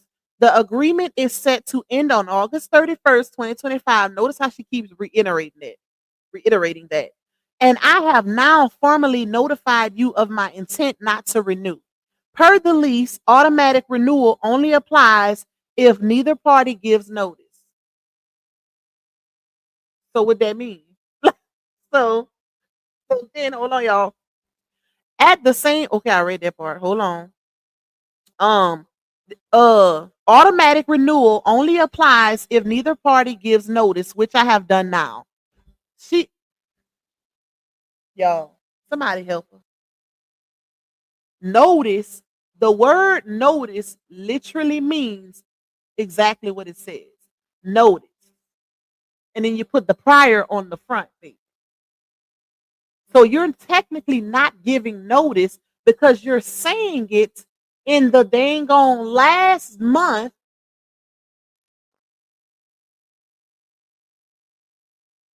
Saying you not renewing in the last month of your lease agreement, and at the end of the month at that, is not you giving notice. That's not notice. Notice is you giving it to him ahead of time so that he can be prepared to get another tenant in there and everything can run and move smoothly. The transition can be easy. That's not notice. Oh, child. So then, hold on, y'all. Let me see. And I have now formally, okay, I read that. I understand you would have preferred earlier notice. Not preferred is in y'all contract. But I am acting within my rights under a fixed term lease. I won't be renewing or remaining. Hold on. Oh, I can't see that part, y'all. I won't be renewing or remaining. That part is cut off. So she cut that part off. And then she says, I offered to pay month to month. I also offered to sign a new release for 2,800. You declined both. Why would he accept the 2,800 if he's the one trying to go up on the lease?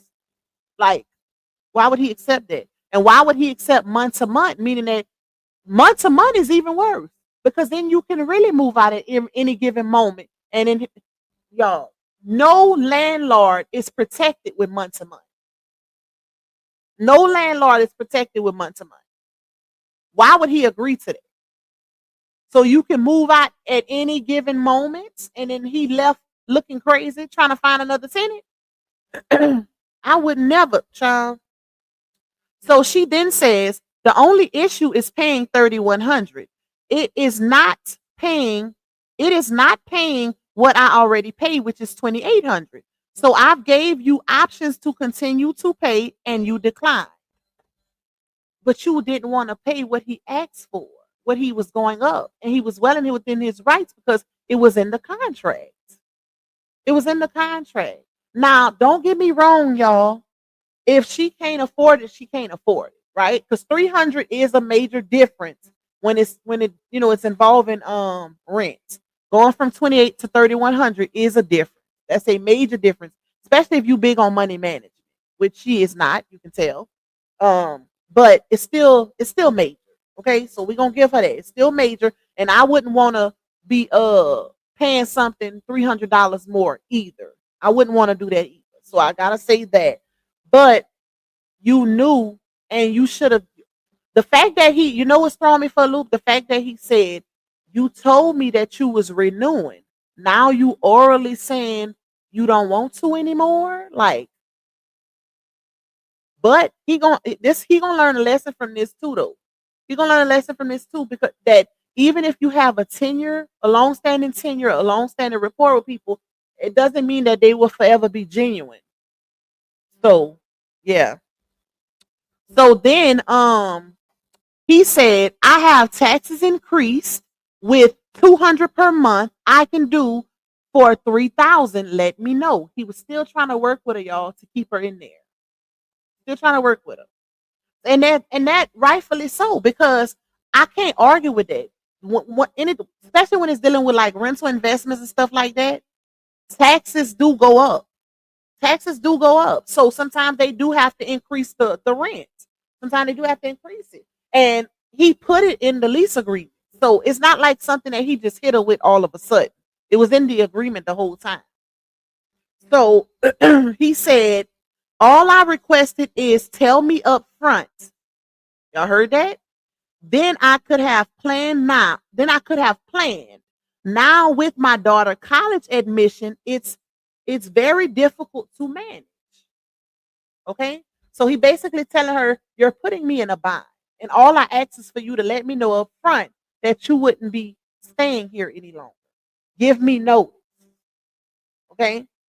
So then she says, yo, she say, I truly understand the pressure you're under right now with your daughter's college and everything going on. And again, it's never been my intention to stress or make things more difficult. This is my professional voice, y'all. That said, I do want to respectfully clarify that we actually spoke about this back in May. And at that time, you asked me to move out immediately. Peep that, y'all. I explained then that moving on such short notice wasn't feasible for, imagine that. Imagine moving on such short notice ain't feasible, but you didn't give him notice. You didn't give him 60-day notice. And even then, if they had this conversation back in May, y'all, that right there lets me know that y'all talked about it back in May and he still let you stay there. He still let her stay there.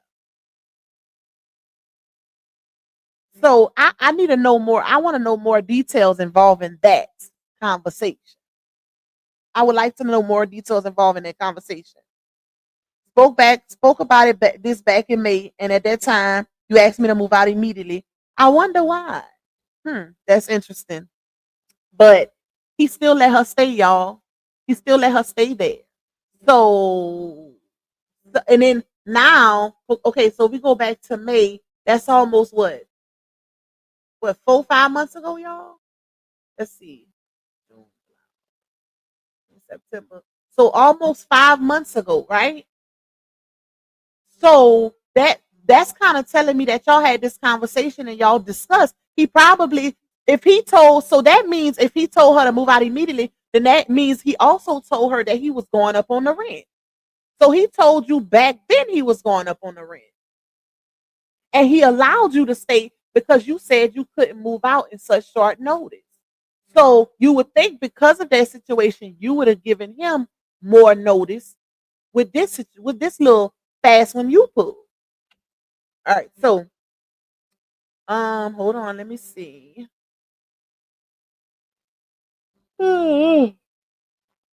What the fees were? Oh, excuse me, y'all. Let me see where we at. Okay, and then she said, so I chose to honor the full lease term and stay through August. So while I may not have given a formal notice at that time, this has been discussed.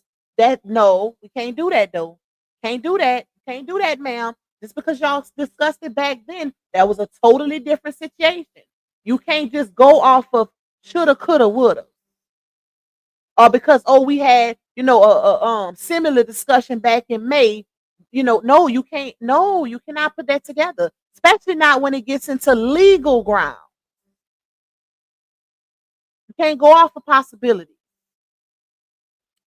So, let me see.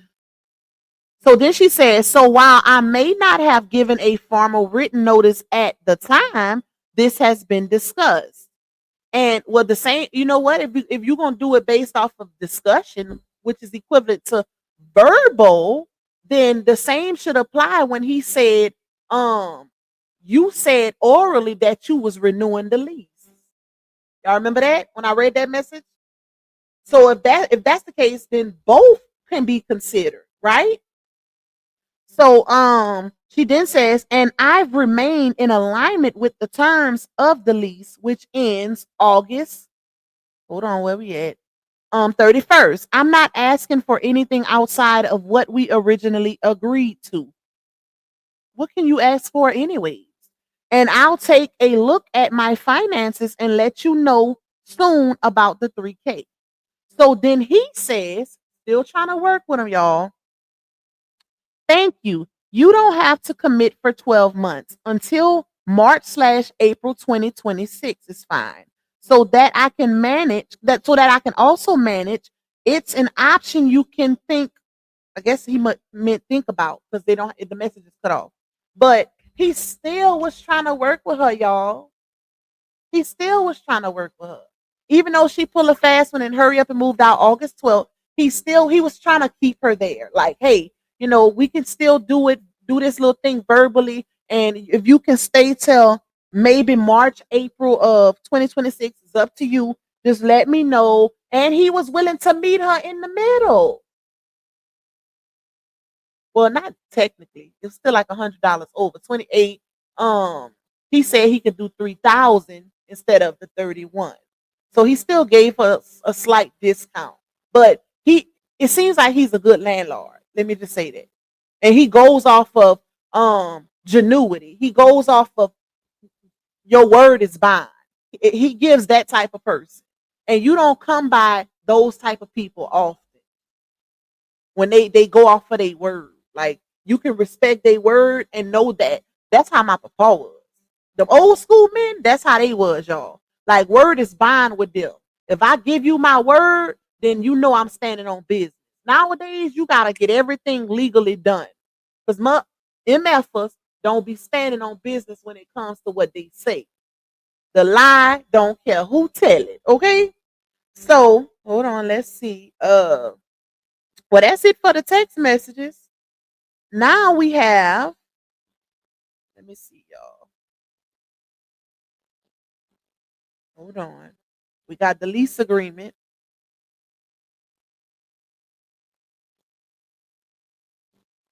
Excuse me.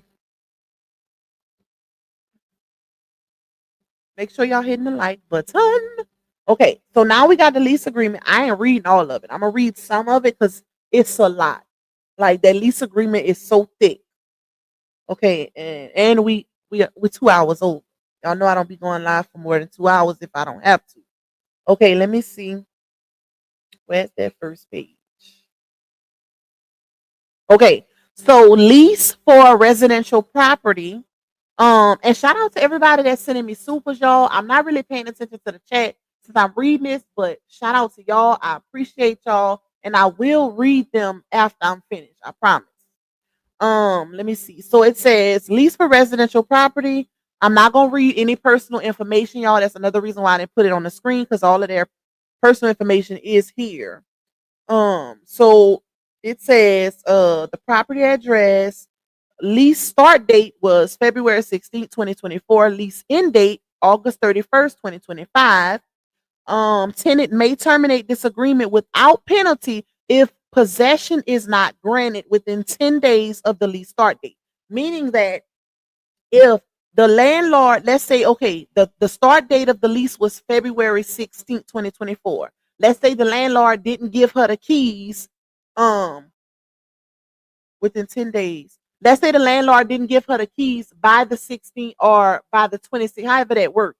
Then she could have terminated the lease. But that didn't happen because clearly she stayed there for 18 months. So it says rent, tenant shall pay monthly rent of $2,800, and then the rent shall be payable to the landlord's name. Rent is due the first day of the month.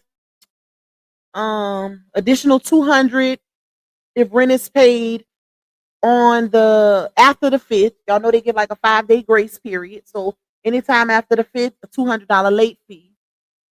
Tenant shall pay immediately pay landlord a service charge of 50 for this sound like a bad check or something like that. Let me see. A security deposit of 2,800. Y'all know first, well, not first and last, but you know you gotta pay a deposit. Ooh, excuse me. Anytime you lease something. All right, let me see. Notice not to renew lease. Okay, this is where it's important. It says a party elected not to renew the lease shall be required to provide 60 days notice of the same to the other party, even when the lease becomes a month-to-month agreement. So even if he was to do month-to-month, she still would have had to give a 60-day 60-day notice if she was moving. So the fact that you signed off on this, ma'am, it's legally binding. Okay. So that's that. Rekey entry fee, $50. Non-refundable administrative fee in A. No pets was allowed. No smoking allowed. No subletting. It did have HOA, and the tenant, I mean the landlord was responsible for HOA. Let's see. Early termination by the tenant. Tenant shall not have the right to terminate this lease early. Okay. So she couldn't have the right. She couldn't terminate it early. Even though technically she did, y'all. Think about it. Even if he verbally said be out by the 31st, which was technically the last day of her lease date, her lease contract, she left on August 12th. She left on the 12th. She didn't tell him that she vacated on the 12th, but she told the court she did. So that can hurt her also, because that's breaking your lease agreement. Also, you left on the 12th, and not only did you leave on the 12th, your utilities were turned off also, which is why the cleaning people couldn't go, why he couldn't do a move out inspection, because he couldn't see if all of the appliances were operating correctly. So y'all, I think this gonna, based on all of this information so far, I think the landlord is gonna be beneficial in this situation. What y'all think? Let me know. It then says, under early termination by tenant, it says A is checked off where it says give landlord no less than 60 days prior notice of the termination. B, checked off comply in all respects with the requirements set out in paragraph B12. And then it says, hold on. C is checked off. In addition to the rent due, pay $2,800 or in A by percentage of the total rent that otherwise would have been owed through the lease end date, not later than 30 days from the date notice to terminate is received. Child, listen. She should have read this paperwork. She should have read this paperwork, baby. Okay? She banking on them text messages. But this right here, Ninja, in my Cat Williams voice, yeah, you signed that paperwork. You signed that paperwork. Even though that man was still trying to work with you, all you had to do was pay September's rent. If she would have paid September's rent, y'all, and not try to play him and gaslight him, and at least clean the property before you left. Y'all, one thing I can say, and I'm speaking for myself, anytime I ever moved, before I bought my house, anytime I ever moved anywhere, like when I was renting when I was younger, my mama didn't play that. Anytime I moved or anything like that, baby, we got in there, me, my mom, my sisters, and we cleaned it from top to bottom. Who hiring a who cleaning service? No, ma'am, because I want all of my security deposit back. I want all of my deposit back. Let me get that up out you. We gonna clean it. It was clean anyways. Because if you ain't a nasty person, you ain't gonna have much to do anyway. Hiring a cleaning service. Girl, what? You couldn't clean that townhouse? I could see if it was a big old mansion, but child, I mean, hey, it is cleaning services are for convenience. So let me not knock it, but I'm old school. Um, that's just like when you go move into a new place and they say, "Oh, I had the cleaning people come." Baby, no, we get in there with the Clorox, the Lysol, the all of that, the 409. We cleaning it top to bottom ourselves. We ain't banking on no cleaning service because you might not clean how I clean. You might not disinfect how I disinfect, y'all. Even when we go stay at the hotel, no ma'am. Um, so hold on, let me see where we at, y'all. Early termination by the landlord. Landlord shall have the right to terminate the lease upon not less than 60 days notice and upon such termination and tenant vacating the premises. Landlord shall credit tenant with the sum of NA non applicable early termination fee to tenant, which shall first be applied against. That's how you know that landlord made sure it was beneficial to him. Because baby, giving you a termination fee, who giving you a termination fee? He said, "Not I, not I," said the cat. Okay, let me see what else they got, y'all. Because this, like I said, this page is really, really long. Oh, and he made sure he highlighted in under early termination by landlord. Landlord will request for termination on emergency situations like financial loss, leaving state, or what does that say? Country for job changes. Okay. Let me see. Hold on. That was the first page for that. But it's a lot more. Like I said, I ain't gonna read all of that, y'all, because it's too much. It's too much in that lease agreement. Okay, but I want to go. I do want to read a little bit of it before we get off here. All right, that was the first page. Okay, let's get to appliances provided by landlord. It says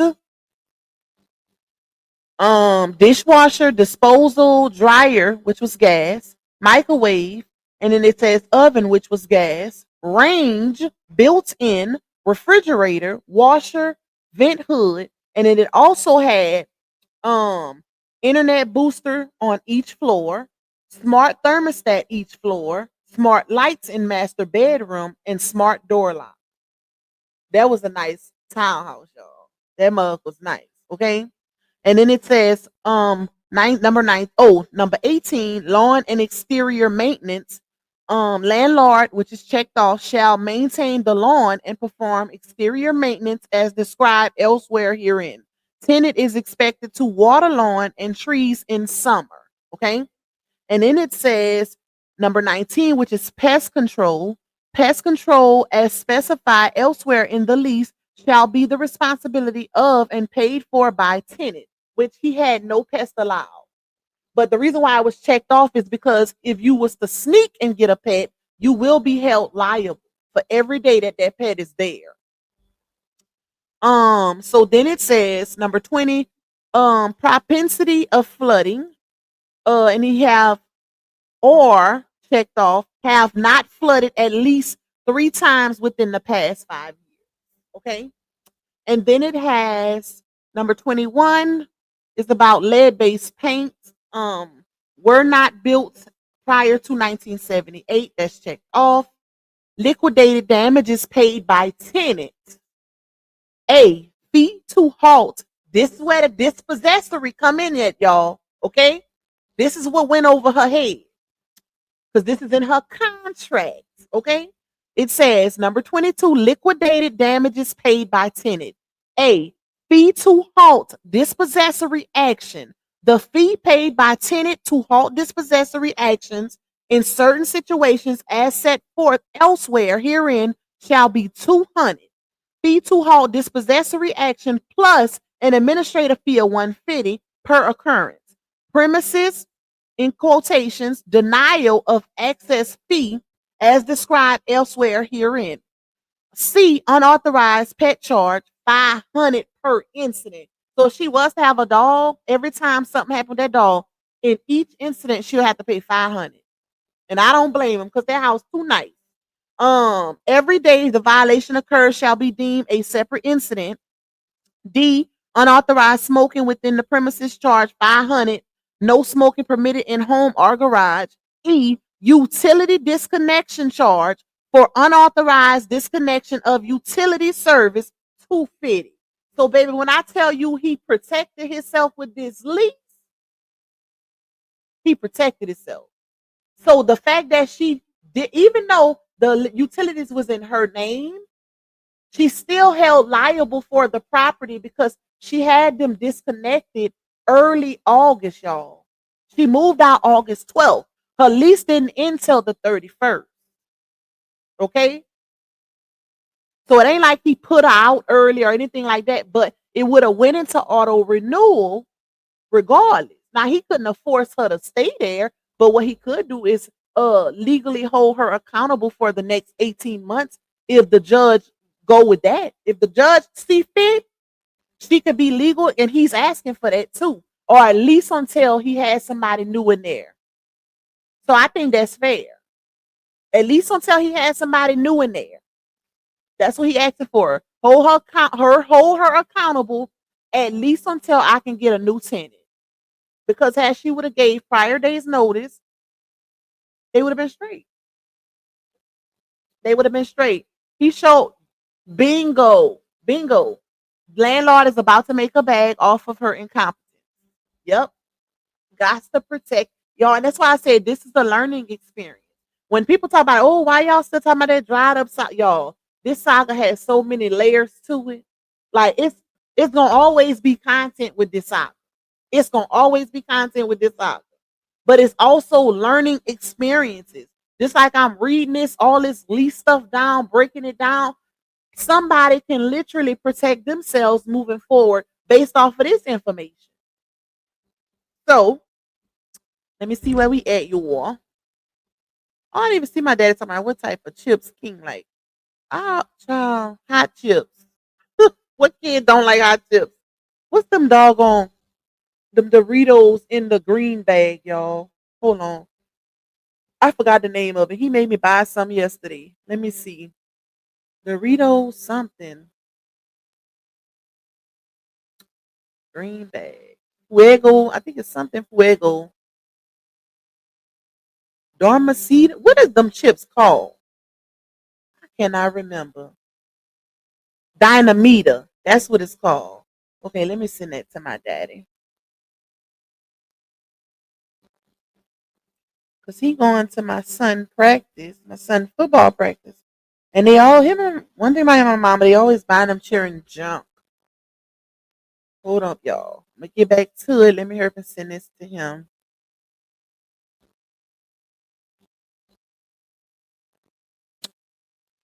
Uh, mm, mm, mm. Okay. Let me hurry up and send this to him.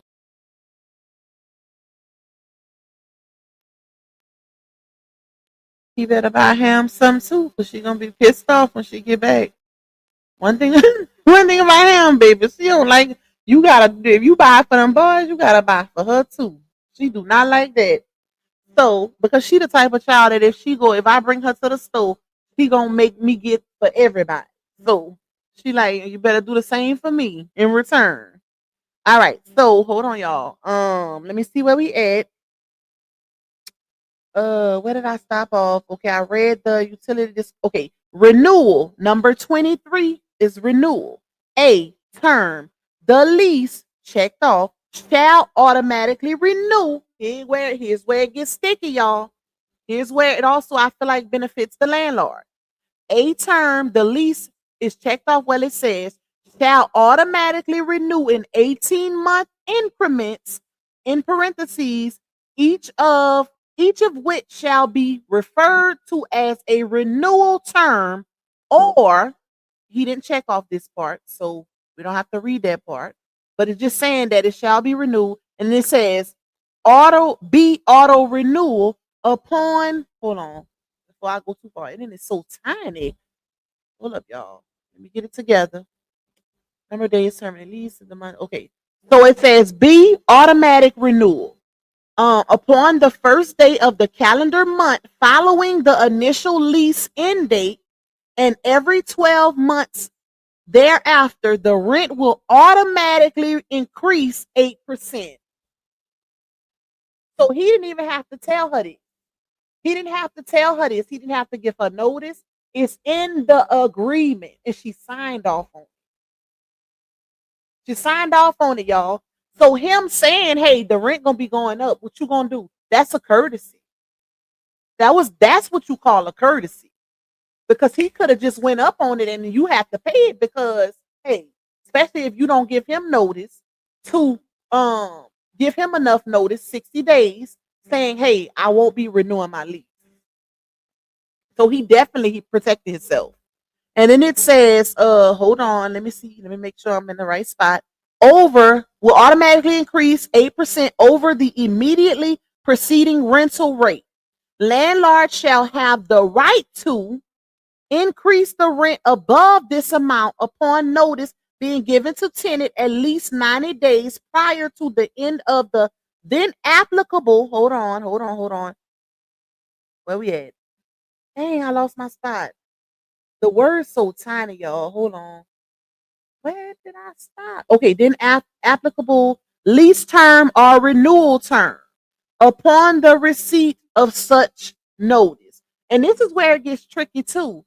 Remember the first text message that I read to y'all, and I said why she didn't screenshot the part of him telling her about the rent renewal. She didn't screenshot that part. She didn't submit that part to the courts, y'all.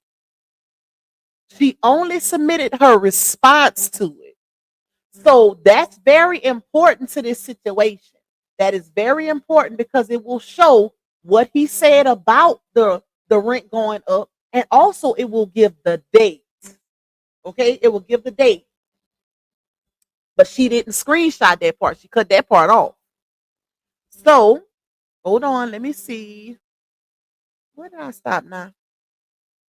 Okay, it says tenant shall have 30 days thereafter, 30 days thereafter to notify landlord of, hold on, oh my God, these words so small. To notify landlord of tenant's decision either to, one, terminate the lease effective upon the end of the current term of the lease, or to accept the increase, hold on, in the rent above the amount set forth elsewhere in the lease. If tenant fails to timely respond to the notice of rent increase above the increase set forth elsewhere herein, then tenant shall be deemed to have accepted the increase in rent for the subsequent renewal term after the expiration of, and it's no date, renewal terms. The lease shall automatically become a month-to-month lease if not otherwise terminated. All other terms and conditions of this lease, including the notice provisions, shall remain the same and in full force and in effect. This is where I say it gets tricky, y'all, because she didn't submit the text message where he's telling her, "Hey, the rent is gonna be going up. I need to know what you're gonna do," right?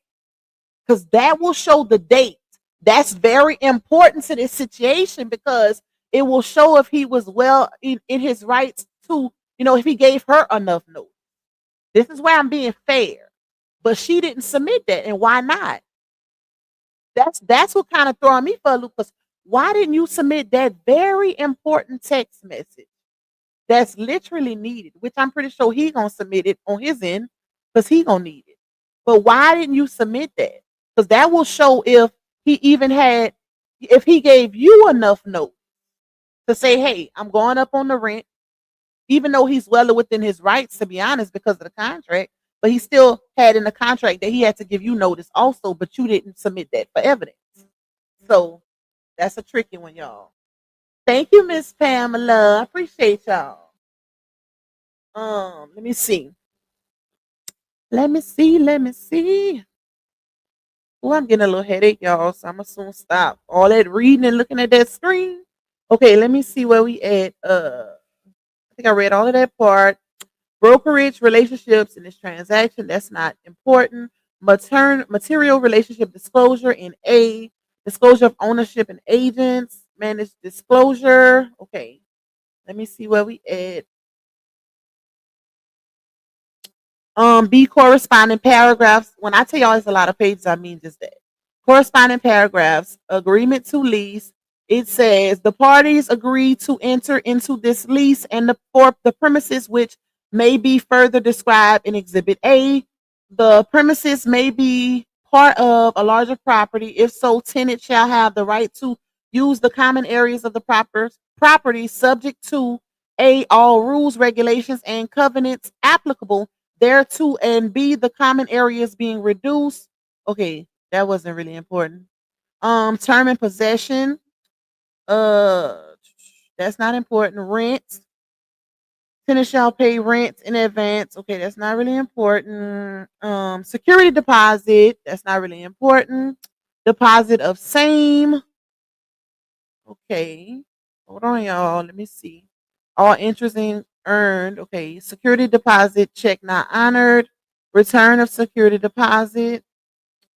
Oh, let's read that one. D, return of security deposit. The balance of the security deposit to which tenant is entitled shall be returned to tenant by holder within 30 days after the termination of this agreement or the surrender of premises by tenant. Whichever occurs last hereinafter due date, provided that the tenant meets the following requirements. One, the full term of the lease has expired. Two, tenant has given the required written notice to vacate. Three, the premises is clean and free of dirt, trash, and debris. Four, all rent, additional rent, fees, and charges have been paid in full. We know she ain't getting her security deposit back. Five, there is no damage to the premises or the property except for normal wear and tear or damage noted at the commencement of the lease in the move out condition report. Garage openers have been returned to the landlord or manager. Or it also says access cards, gate openers, and garage openers. Let me see. It says the deductions from security deposit. Holder shall have the right to deduct from the security deposit one, the cost of repairing any damage to premises or property caused by a tenant, tenant's household, or their invitees, licensees, and guests other than normal wear and tear. Two, unpaid rent, utility charges or pet fees, cleaning fees if premises is left unclean. Four, the cost to remove and dispose of any personal property, i.e., furniture. um, Hold on. Five, late fees and other unpaid fees, costs, and charges referenced herein. Well, we know she ain't getting hers back, y'all. Okay, it also says F, move out statements, right? This is also important. Holder, which is the tenant, shall provide, not the tenant, the holder is the landlord, y'all.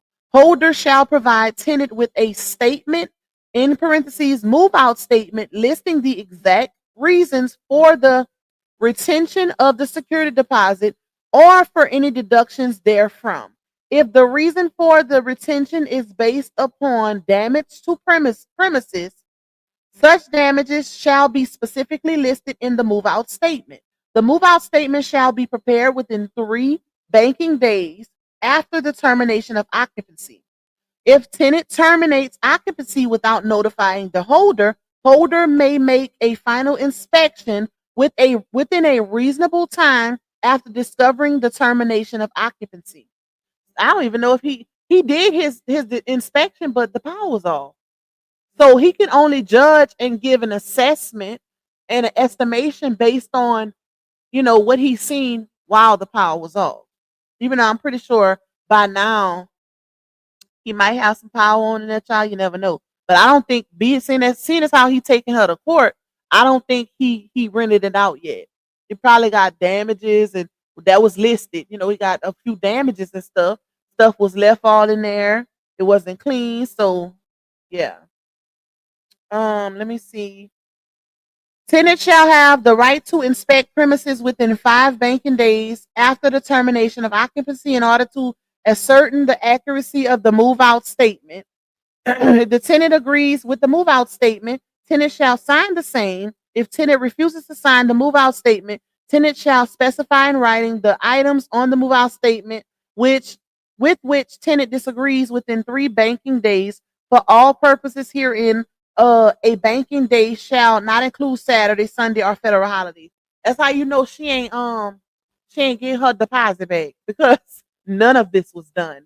How can you even do a move out inspection when you left all kind of shit in that man's place and made an excuse as to why you didn't get them cleaning people? So I was gonna get the cleaning people today, but the power is off. Well, duh, you turned it off. Let's not gaslight them now. Let's not gaslight them now. Okay, let me see what else is important. Right of holder to interplead security deposit. Um, 5 notices, required notice to lease termination already. Okay. Um, it says 5 notices. A, required notice to lease termination or raising the rent.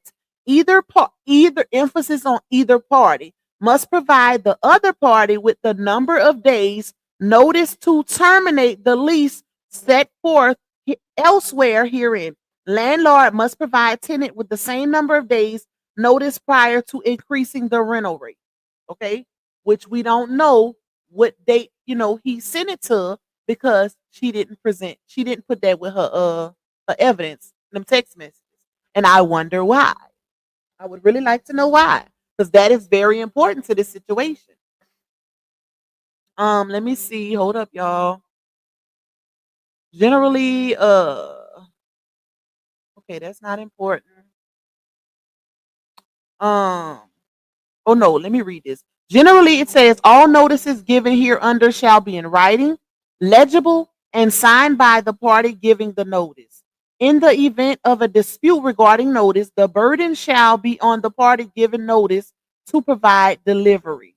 The requirements of this notice paragraph shall apply even prior to this agreement becoming binding. Notices shall only be delivered: 1, in person; 2, by courier or overnight delivery service, or by certified or registered U.S. mail herein collectively delivery service, or 3, by email or facsimile. The person delivering or sending the written notice signed by a party may be someone other than the party. Okay. 6, rekey fee. That's not important. Administrative fee. Pets. No smoking. No subletting. Utilities. Okay, let's do the utilities, y'all. 11, utilities, which is very important.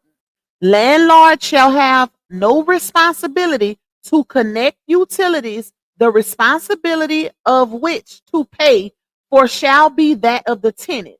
Tenant shall select and connect all utilities to be paid for by tenant within 3 banking days from the commencement of the lease, and shall keep these utilities on through the completion of the move out inspection. He couldn't do the inspection with her because she turned the utilities off. So she will be held liable for that. Little miss, I'm within the range of my 18-month lease, and it's August 29th. That don't matter because you turned them utilities off on the 12th. Well, we do know it was before the 31st.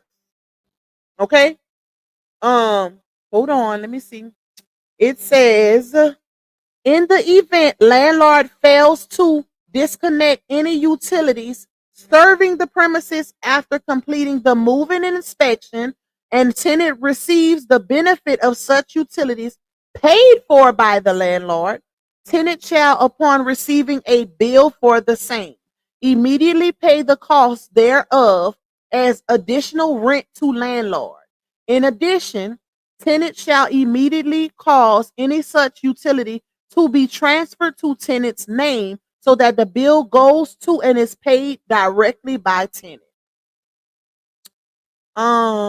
Okay, let's see. Ooh, my back hurts. What's next? Military activation, active military, D, victim of domestic abuse. Oh wow, that's good. That's in there. That's definitely good. We know that ain't that ain't it ain't important to this situation. It ain't a factor in this situation. It says, well, because it didn't happen at her. Well, technically, kind of y'all, because Danelle was over there cutting up on that ring door camera. So you never know. You never know if they had a DV situation over there. We wouldn't know. Let me see. Early termination by landlord. That's not really important because technically he didn't terminate her. She did it herself. Uh, Landlord shall give tenant. Okay. Let me see. Hold on, y'all. Holding over. Uh,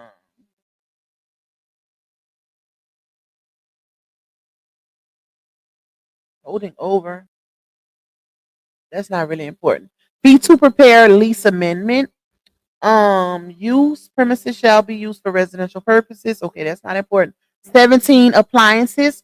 Only the appliances described elsewhere herein are provided by landlord as part of this agreement and including in this lease. Tenant acknowledges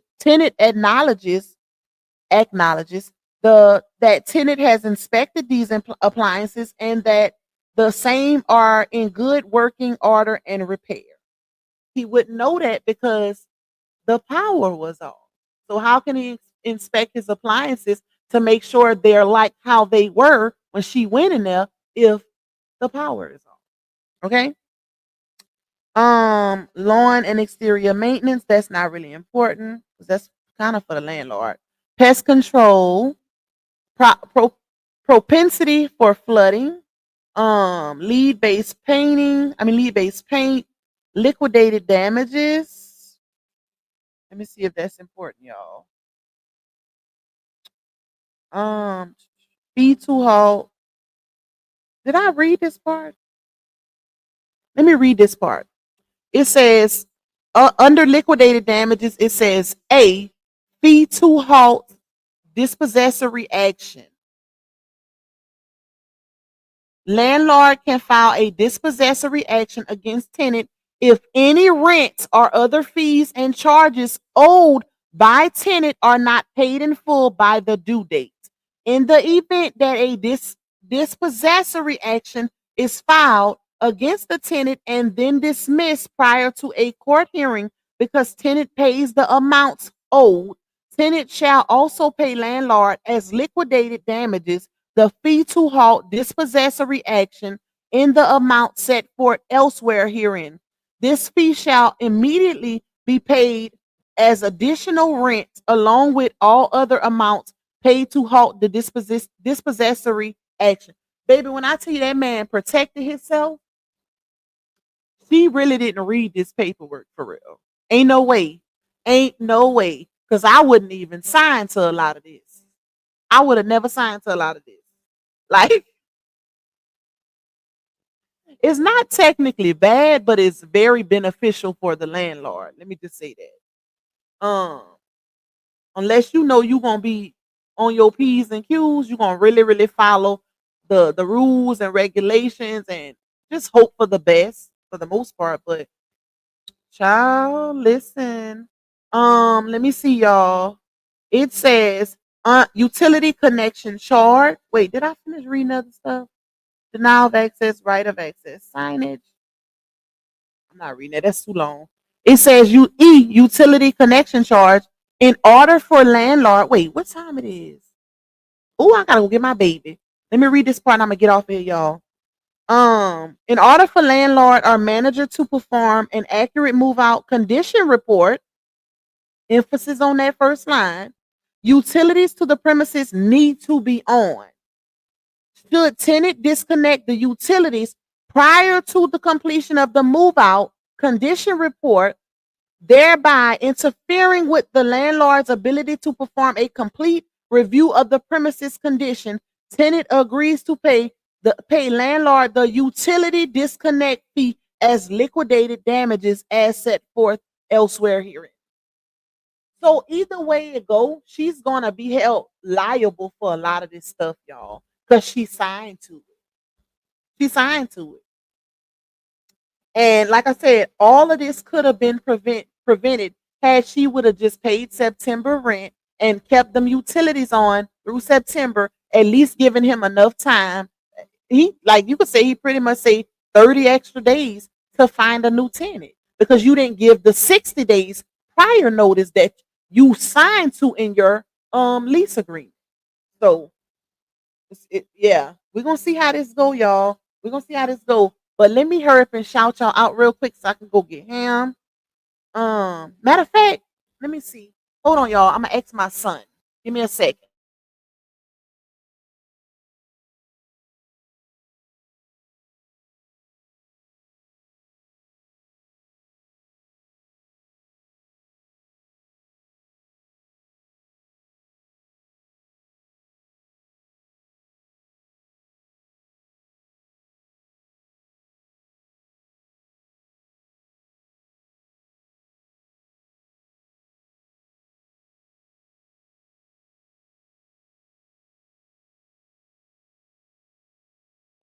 All right, let me shout my people out, and I'm gonna look at a couple of y'all comments too.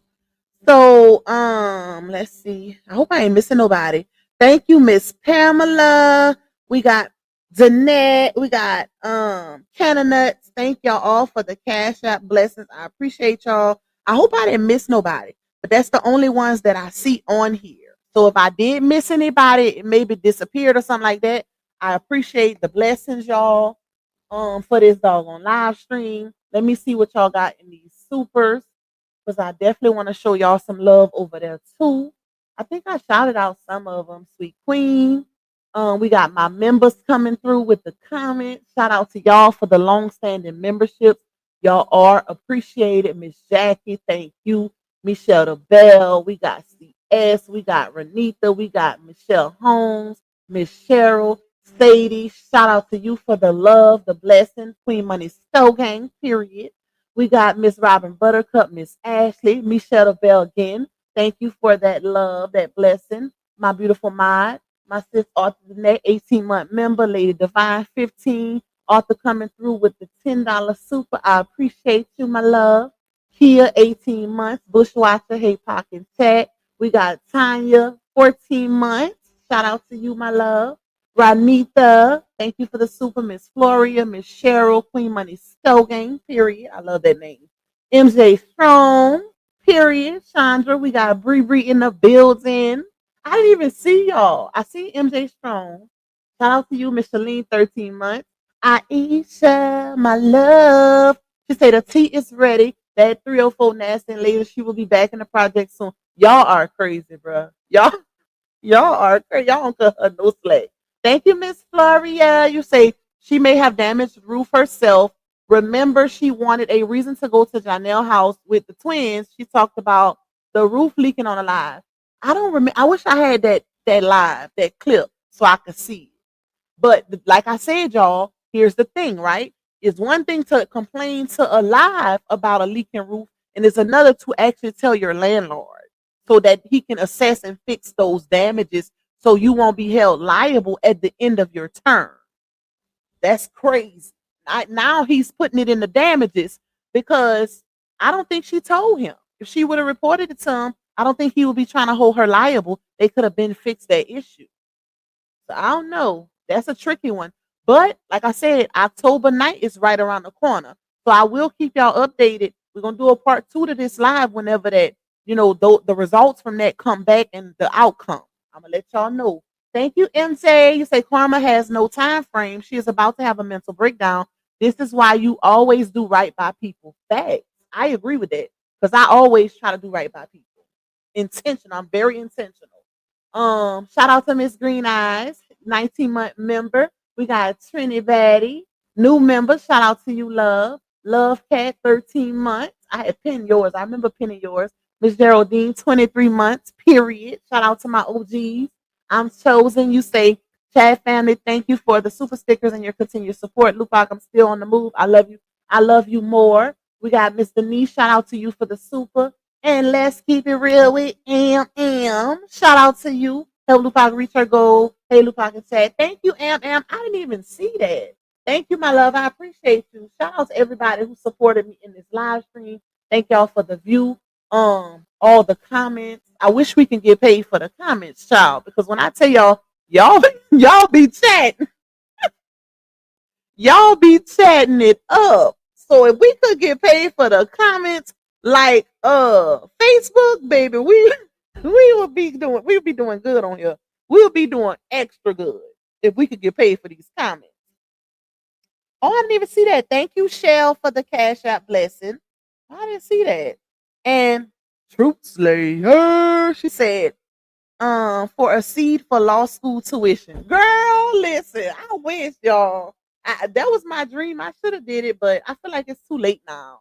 I feel like I don't have. Not that I'm too old. I ain't nothing but 37. But I just feel like that's a lot of time to invest. Law school ain't no joke. Okay, my oldest son godfather is a lawyer. Which I got a few people in my family that's attorneys, but it ain't no joke. It ain't just a little hop, skip, and a jump, and it takes a lot of time. Like you got to be able to invest a lot of time, and I don't think I'm willing to do that. I don't think I'm willing, y'all. I don't think I'm willing, child. Listen, I got it, True Sled. Thank you, my love. But I'm gonna end it here, y'all. This live is 3 hours. That is crazy. Okay, y'all know I try to keep at least an hour 45, 2 at the most, but we kind of do like it get up there depending on what we discussing, and it was a lot of receipts. There was a lot of receipts involved in this situation. Like I said, if y'all want to see other things legally that are pending, get a membership, because I did a live last night about some other things that's legally pending. She basically living in the courtroom right now. That's all I'm gonna say. Yeah, that's crazy, but it's crazy how her karmic path is damn near living in the courtroom right now. It's like situations just keep piling up against her. You can't tell me that's not karmic. You can't tell me that's not. Ain't nobody that down on their luck, child. Ain't no way. And people gotta stop charging everything to the devil. The devil is not liable for your actions. Yes, the devil do play certain games, mind games, tricks and trindles and all of that. But at the end of the day, we still, as grown mofos with common sense, still have to be held liable for our own actions. Period. So, and she has to. She's done a lot of things. She's done a lot of things, and you cannot really believe that you did all of this throughout this saga and you won't have no liability? Like none? That's crazy. Everybody is responsible for that. Ain't nobody that favored to where the karma gonna skip them or the universe gonna just act like they didn't do what they did. No, ain't nobody that special. Okay, so it's just sad and it's unfortunate. I feel bad for them babies because at the end of the day, this is crazy, and you never know what a person will do when they're in a certain mindset, especially a mindset of when they went from having everything to damn near having nothing. Them the ones you gotta watch mentally, because that money declined fast, y'all. From 50K a month to, let me check my finances to see if I can pay you 3K a month. That's crazy. Hold on, y'all. That is crazy. So when people say, "Oh, she the bag, she the motion," guess what? Motion without a coin don't mean jack is. You can have all the motion in the world, but if it's not bringing you a coin, it's not beneficial to your life. Period. Like, I listen, give me the coin, and people can have the motion. You can have the motion. I'll take the coin privately, silently. Okay, because it's not beneficial if it ain't coming with a coin. If a coin ain't behind it, then that motion don't mean absolutely zero. You can't create generational wealth off of motion without the coin. So it's. But like I said, she gonna need to be monitored because. And this ain't just. I'm not even being funny, y'all. Like for real, for real. I'm not being funny. I'm being serious. I'm being realistic because at the end of the day, that anybody that would take that type of loss in a very short time span to go from having it all to barely making ends meet, possibly having to get back on government assistance, like that's hard. That's hard. That's kind of equivalent to um a Powerball winner winning hundreds of millions and then going from hundreds of millions to where they was before that in a matter of a year or two. Imagine that. Imagine that. And if you ain't strong enough mentally to, be able to really, really handle, especially when you got a lot on your plate already, you got a lot of kids, you got baby daddy issues, like barely a support system. The baby daddy you are with is like another child and don't know how to keep his peen to himself. Child. So I don't know. I don't know, y'all. That's crazy though. I'm definitely praying. I'm definitely praying for them cheering. Okay, the adults can handle themselves. If you an adult and you making adult decisions, even if especially if you know they're wrong, I don't feel sorry for you. I feel sorry when you're being wrong, not when you doing the wrongdoings intentionally. Okay, we ain't doing that. But those babies definitely need prayer because I wouldn't want no child in a situation like that. That is crazy. And another thing I'm gonna say too is I don't know if people realize that that girl didn't move a lot of times throughout this saga. I was telling this to my members yesterday. Like she didn't move. I can't even keep count at this point. And that is deemed unstable. When you move that many times, constantly taking your kids out of school to move from area to area to area to area, they don't play about that in Georgia. They don't play about instability in Georgia. That's another form of being unfit. Look it up. Look it up. Because the judge will be wondering, why are you moving so much? Why are you constantly uprooting your kids from home to home? As soon as they get comfortable, you moving them to another place. Judges look at all of that and they don't like that. Okay? So she better be real careful with that. You better be real careful with that one, y'all. But anyways, let me see what y'all talking about in these comments.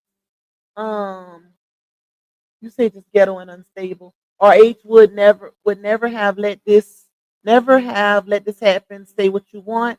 Chasing men was her downfall. Definitely praying for her children. She brought this on herself, honestly, in my opinion. Yep. In my opinion, she was paying that sorry baby father bills and not her own. What about your kids? Your kid, man, is shaking my dang head. And you know what, y'all? That's another thing I told my members too. I know when she looks back, it's a lot of regret. It's a lot of regret. It's a lot of, oh, I wish I could go back and do this differently because she wasted a lot of money. And RH too. I ain't gonna let him off the hook, even though I support him. He wasted a lot of money too. But when you look at the differences, like she wasted a lot of her money on a man. RH wasn't tricking off on them hoes, okay? He was, and I ain't calling nobody a hoe. I'm just saying, generally. But she flexed. She was coming to the internet every time she bought this man something flashy. She was showing it to the internet. Like, child, ain't no way in hell. Ain't no way. That I feel like that's something you spoil your husband, and it has to be a reciprocal, not just you spoiling a man. And if y'all remember when she initially got with him, they wasn't even claiming each other, and she was spinning a bag on him. Talking about I'm like this with all my friends, girl. Bye. Now I ain't gonna say she wasn't, doing certain things for her friends, but she wasn't doing it like that. She wasn't doing it like that, child. You putting another man, another female's man on a billboard. Janelle had a whole pregnant fiance, not fiance, they wasn't engaged yet. A whole pregnant girlfriend when Bree first met him. Let that sizzle in your spirit. So it's just unfortunate. It's unfortunate, but you reap what you sow, and everybody gotta go through karma. That's why I tell y'all all the time: move in with intention, move with intention, and make sure you do right by people. Never intentionally try to hurt nobody. It's all about intention.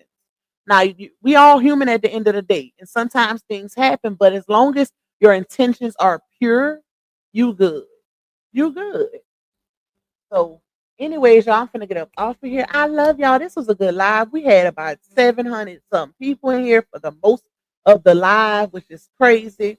Like I said, the trial date for this situation is October 9th. I will keep y'all updated on that because it's, a result has to come. A result from all of this has to come. Members, y'all already know when I get like court record T and stuff like that, I give that to y'all over there. So being that I put this situation out publicly, I'm going to follow up with this one publicly. But my members gonna always get something exclusive. If you ain't a member, grab that membership so y'all can watch that live I did last night. Okay, y'all definitely want to see that one. But I love y'all. Thank y'all for rocking out with Pop. I ain't coming back later, y'all. I got a little headache from this live. I need to go eat because that's probably why I got a headache because I ain't ate since this morning. I need to go eat a little something, but I will be back tomorrow. Okay, so I'm gonna definitely be back tomorrow. I love y'all. Stay safe in these streets because y'all know these YouTube streets ain't safe, baby. Bye, y'all. Yeah, you tuned in to Lou Pac, baby. She don't follow trends, she follow facts. Receipts ready, energy heavy. Let's go, let's go. Lupac, baby, don't play. She speak facts, you see. Truth talk, clap back. All receipts on deck. She stand tall in the booth, got respect on her neck. INDE, yeah, she grinding with ease. PENENT, bring in truth to the streets. Go. She don't do drama, she drop data. Scroll the page, now or later. You'll see lies get exposed and the fake get froze like refrigerators. Name ring bells like second line. Speak real, no need to lie. She from the south with a strong survivor. Snakes don't make it out alive. LUPAC, ain't no faking on the screen. Call a judge, call a jury. She deliver with that heat. You won't clap, but she got truth. No sugar in her speech. Independent, bold and real. This Lupac, baby. Capiche? They scrolling, she exposing. They trolling, she compose. See, Lupac don't just react, she decode what's not disclosed. From screenshots to timelines, receipts in real time. You playing checkers, she playing chess. Every move defined. Got that hustle in her bones. No cosign built to own. Views go up when she speak up. This platform here a throne. LUPAC, baby, don't bend. She speak facts, you see. Truth talk, clap back. All receipts on deck. She stand tall in the booth, got respect on her neck. INDE,